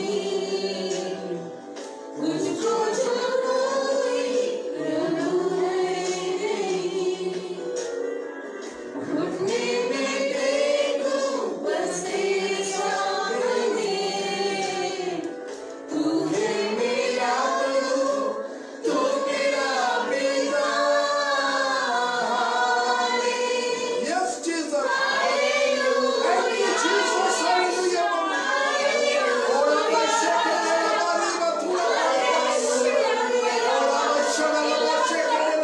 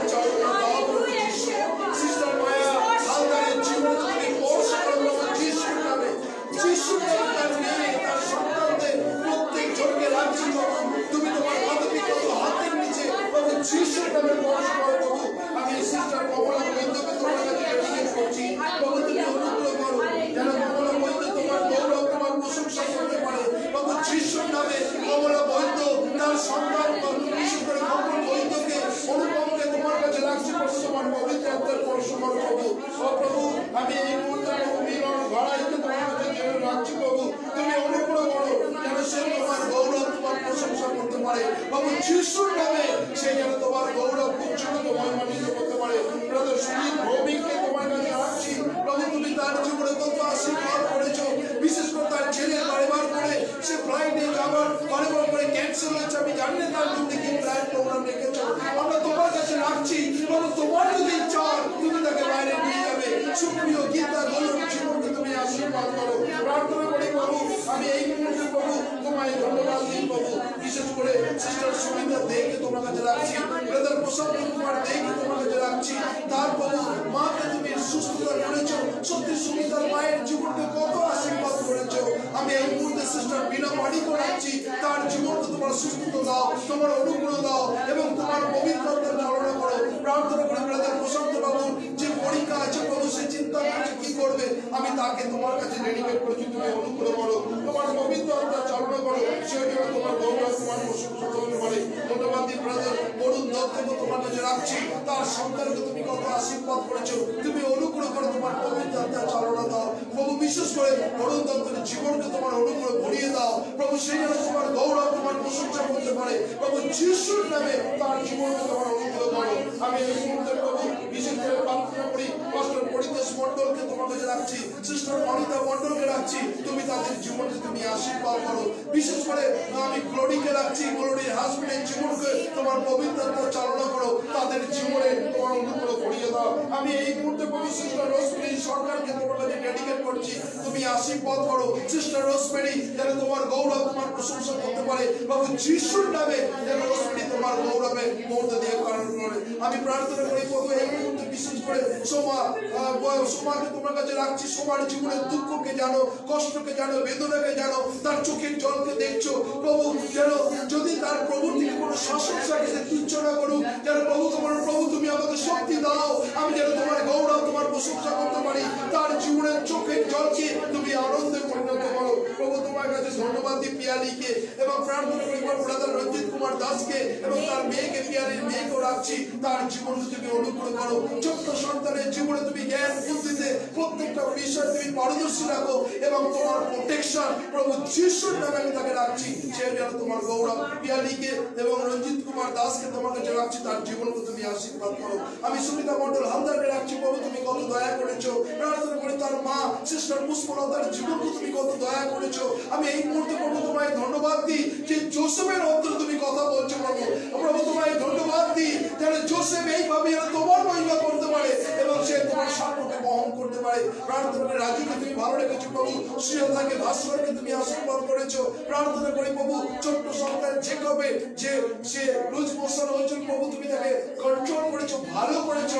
আমি যিশুর নামে তাকে তোমার কাছে রাখছি। সুমিতার যে সামনে ইনজেকশন আছে প্রভু চোখে, আমি সেই ডেটকে তোমার কাছে রাখছি, সুন্দরভাবে সেই ইনজেকশন কমপ্লিট হয় এবং তোমার গৌরব তোমার প্রশংসা করতে পারে। সিস্টার মাধবী চৌধুরীকে তোমার কাছে রাখছি, আমি এই মুহূর্তে লেউনি চৌধুরীকে রাখছি, তুমি আশীর্বাদ করো। লেউনির হাজবেন্ড প্রভু বিশেষ করে প্রসেনজিৎকে তোমার কাছে রাখছি, তার জীবনকে তোমার পবিত্রতা চালনা করো বাবু, যিশুর নামে তুমি অনুগ্রহ করো। প্রার্থনা করি প্রভু সিস্টার বন্দনা মল্লিকের জীবনে তুমি কত অলৌকিক করেছো, কত আশীর্বাদ করেছো, কত দয়া করেছো। আমি দয়েতাকে রাখছি, দয়েতার হাজবেন্ডকে তোমার কাছে রাখছি। আমি এই মুহূর্তে প্রভু বিশেষ করে প্রার্থনা করি জয়ন্ত বাবুর জীবনকে তুমি আশীর্বাদ করো প্রভু যিশুর নামে। জয়ন্ত বাবু যেন তোমার গৌরব তোমার প্রশংসা করতে পারে। ধন্যবাদ দিই প্রভু, এই পর্যন্ত প্রত্যেকটা দিন তোমরা দিকে তুমি ব্যবহার করছো, তুমি সুস্থ রেখেছো, ভালো রেখেছো, তোমার গৌরব তোমার প্রশংসা তোমায় ধন্যবাদ দিই। আমি এই মুহূর্তে প্রভু মনীষা দিকে তোমার কাছে রাখছি, তুমি কত মহান ঈশ্বর। সত্যি প্রভু আজকে তুমি সুযোগ করে দিচ্ছ এই ঘরে তোমার গৌরব প্রশংসা করা। মনীষা দির জীবনকে আমি তোমাকে ডেডিকেট করছি, তুমি আশীর্বাদ করো। প্রার্থনা করি তার প্রার্থনা, তার মেয়ের গর্ভকে তুমি খুলে দাও প্রভু যিশুর নামে, সেই যেন তোমার গৌরব তোমার প্রশংসা করতে পারে। ধন্যবাদ দিই তার মেয়ে যেন তোমাকে গৌরব করতে পারে এবং তাদের রিলেটিভরা যেন প্রত্যেকজন তোমাকে জানতে পারে, তুমি তার জীবনকে তুমি আশীর্বাদ করো। প্রার্থনা করে প্রভু আমি এই মুহূর্তে প্রভু সিলভাস্টার মিলার পাড়োইকে তোমাকে যাচ্ছি, তুমি তার জীবনে কত আশীর্বাদ করেছো, তুমি অনুগ্রহ করো, তুমি তাকে আরো আশীর্বাদ করো যেন সে তোমার গৌরব তোমার প্রশংসা সুস্থ ভালো রাখো, তার বিজনেসকে মাল্টি ব্লেসিং করো, তার দোকানকে তুমি আশীর্বাদ করো প্রভু। আমি এই মুহূর্তে প্রভু আমি প্রার্থনা করি ব্রাদার রাজীব দাসকে তোমার কাছে রাখছি, তুমি কত আশীর্বাদ করেছো, কত অনুগ্রহ করেছো। আমি সিস্টার সুনন্দাকে রাখছি প্রভু এবং সুনন্দার মায়ের জীবনকে তুমি আশীর্বাদ করো। প্রার্থনা করি প্রভু এই মুহূর্তে তাকে তুমি আরো শক্তি দাও, বল দাও প্রভু, যে যে দায়িত্ব নিয়ে বিভিন্ন জায়গায় প্রভু সে প্রেয়ার মিটিং এ প্রভু অ্যাটেন্ড করে, তার মধ্য দিয়ে তুমি তাকে আশীর্বাদ করো এবং তার জীবনে সে লক্ষ্যের দিকে যেন আরো সুন্দরভাবে এগিয়ে যায় এবং তোমার গৌরব তোমার প্রশংসা। সামনে যে গ্লোরি ফিল্ড যে কনফারেন্স যে আছে প্রভু আমি তোমার কাছে রাখছি প্রভু, সে দায়িত্ব যে আছে ডিসেম্বরে 1, 2, 3 তারিখ, সেখানে প্রভু তাকে তুমি লজ্জিত করো না। সে যখন দায়িত্ব নিয়েছে প্রভু প্রার্থনা করে, শুধু তার দায়িত্ব না আমাদের সকলের দায়িত্ব আছে প্রভু, সেখানে 1, 2, 3 আমরা যেন সেই বিশেষ করে প্রার্থনা করি সেই জায়গাকে তোমার আছে প্রভু, বিশ্ব বাংলাকে প্রভু যে টার্গেট আছে প্রভু এখন থেকে সেই দিনকে আমরা তোমার কাছে রাখছি। তুমি সমস্ত আকাঙ্ক্ষিত মানুষকে তুমি নিয়ে আসবে, সঠিক নেতৃত্ব মানুষ দেওয়ার মতো লোক নিয়ে আসো, কোনো যেন গোলযোগ কোনো যেন অরাজকতা না হয় প্রভু, সেই দিনকে তোমার কাছে রাখছি। সেই স্পিকার যারা বাইরে থেকে আসবে তাদেরও শরীর স্বাস্থ্য মন ভালো রাখো, তারা যেন সুন্দরভাবে যেন কোনো আমাদের ওয়েস্ট বেঙ্গল সরকার যেন না আটকায় প্রভু, যেন সুন্দরভাবে তারা এখানে এসে তোমার মহিমা কীর্তন করতে পারে, তুমি অনুগ্রহ করো। প্রার্থনা করি প্রভু আমি এই মুহূর্তে যারা তোমার কাছে এসছে প্রভু আমি সুবল ঘোড়ইকে তোমার কাছে রাখছি প্রভু। সুবল ঘোড়ইয়ের জীবনকে তুমি আশীর্বাদ করো প্রভু যিশুর নামে। সুবল ঘোড়ই যেন তোমার গৌরব তোমার প্রশংসা করতে পারে। আমি এই মুহূর্তে প্রার্থনা করি প্রভু বর্ণালী দিয়ে বিশ্বাসের জীবনকে তুমি আশীর্বাদ করো। ও প্রভু যিশুর নামে বর্ণালীর জীবনকে তোমার কাছে ডেডিকেট করছি যেন সেও তোমার মহিমা কীর্তন করতে পারে। আমি आरती क्षेत्र को भी तेरे हाथों में समर्पण कर रहा है। इसी बाप प्रभु उसका मम्मी बेटा बेटी को तेरे हाथों में समर्पण कर रहा है। आरती जी के जीवन में तेरे अनुग्रह दया की करुणा से भर दे यीशु के नाम से प्रभु। आरती जी को प्रभु 1000 ब्लेस कर प्रभु। আমি এই মুহূর্তে প্রভু সুজাতা মুর্মুকে তোমার কাছে রাখছি প্রভু। যিশুর নামে প্রভু তুমি অনুগ্রহ করো, তোমার পবিত্র আত্মা চালনা করো। আমি ধন্যবাদ দিই স্বপন দেহকে তোমার কাছে রাখছি প্রভু। তোমার অনুগ্রহ করো, তোমার আশীর্বাদে তোমার অনুগ্রহ ভরিয়ে দাও। আমি রতন দাসকে তোমার কাছে রাখছি, তুমি অনুগ্রহ করো প্রভু যেন সেও তোমার গৌরব তোমার প্রশংসা করতে পারে প্রভু। ধন্যবাদ দিই প্রভু যারা এই মুহূর্তে প্রভু তোমার কাছে আসছে আমি প্রত্যেক জনকে তোমার কাছে ডেডিকেট করছি প্রভু। ধন্যবাদ দিই প্রভু এঞ্জেল দাসকে তোমার কাছে ডেডিকেট করছি রাইট নাও প্রভু যিশুর নামে। এঞ্জেল দাসের জীবনকে তুমি আশীর্বাদ করো, তোমার পবিত্রতা চালনা করো প্রভু। ধন্যবাদ দিই প্রভু আমি এই মুহূর্তে রেবতী বাসকে তোমার কাছে রাখছি প্রভু রাইট না প্রভু যিশুর নামে। ব্রাদার বাস্কের জীবনকে তুমি আশীর্বাদ করো, সেও যেন তোমার গৌরব তোমার প্রশংসা করতে পারে। ধন্যবাদ দিই প্রভু এই মুহূর্তে প্রভু তোমার কাছে যারা আছে প্রভু আমি প্রত্যেক জনকে ডেডিকেট করছি, প্রত্যেক জনকে তুমি অনুগ্রহ করো। প্রার্থনা করি প্রভু আজকে যারা এই মুহূর্তে তোমার সান্নিধ্যে আসছে আমি প্রত্যেকজন নিজেকে আমি সমর্পিত করছি। আমি প্রত্যেকজনকে তুমি অনুগ্রহ করো, আমাদের জীবনকে তুমি আশীর্বাদ করো। যারা আছে যারা প্রভু বলতে পারিনি তাদেরকেও তুমি জানো, তাদের হৃদয়কে দেখছো, তাদের মনকে দেখছো। অনেকজন প্রভু তারা কমেন্ট লিখতে পারে না, তারা প্রেয়ার রিকোয়েস্ট লিখতে পারে না। তুমি এই মুহূর্তে তুমি আগামীত প্রাণকে তুমি জানো তাদের বিশ্বস্ততা। ঈশ্বরের বাক্য বলছে তুমি যদি ঈশ্বরকে বিশ্বাস করো তার মহিমা দেখিবে প্রভু। নাসরতে যিশুর নামে প্রার্থনা করি যতজন আছে প্রত্যেক জনকে তুমি আশীর্বাদ করো, তুমি অনুগ্রহ করো। আগামীকাল আমাদের যে রেটিনা ক্যাম্প আছে, আগামীকাল আছে 14 তারিখে আছে প্রভু, আমরা তোমার কাছে ডেডিকেট করছি প্রভু। তুমি সুন্দরভাবে সেই ক্যাম্পে তুমি আমাদের আশীর্বাদ করবে, তোমার পবিত্র আত্মা চালনা করো। বাইরে যাওয়া বিতাশা রক্ষা করো, সমস্ত ভাগ তোমাকে দিলাম। ধন্যবাদ প্রার্থনা প্রভু যিশু তোমার নামে চাই, আমেন আমেন এবং আমেন। আসলে আমরা প্রভু প্রার্থনা করি যে আমাদের সর্বস্ব পিতা তোমার নাম পবিত্র বলে মান্য হোক, তোমার রাজ্য আসুক, তোমার ইচ্ছা স্বর্গে মর্তে নিষিদ্ধ হোক। আমাদের দৈনিক কাজ আমাদের দাও, আমরা যারা অপরাধ করিতে ক্ষমা করিয়াছি তত তুমি অপরাধ সকল ক্ষমা করো। আর আমাদের পরীক্ষা দেবে না কিন্তু মন থেকে রক্ষা করো, যেহেতু রাজ্য মহিমা যুগে যুগে তোমারই হোক, আমেন। এখন ঈশ্বরের অনুগ্রহ পবিত্র আত্মা শান্তি সহভাগিতা খ্রিস্ট সন্তোষ শক্তি গৌরদিত আগুন পর্যন্ত চিরন্তন শান্তি সকলের পরে একসঙ্গে বিরাজমান হোক। ঈশ্বর পিতা, ঈশ্বর পুত্র, ঈশ্বর পবিত্র আত্মা প্রভু যিশুর নামে চাই, আমেন। থ্যাংক ইউ সকলকে। জয় যিশু। বসুন।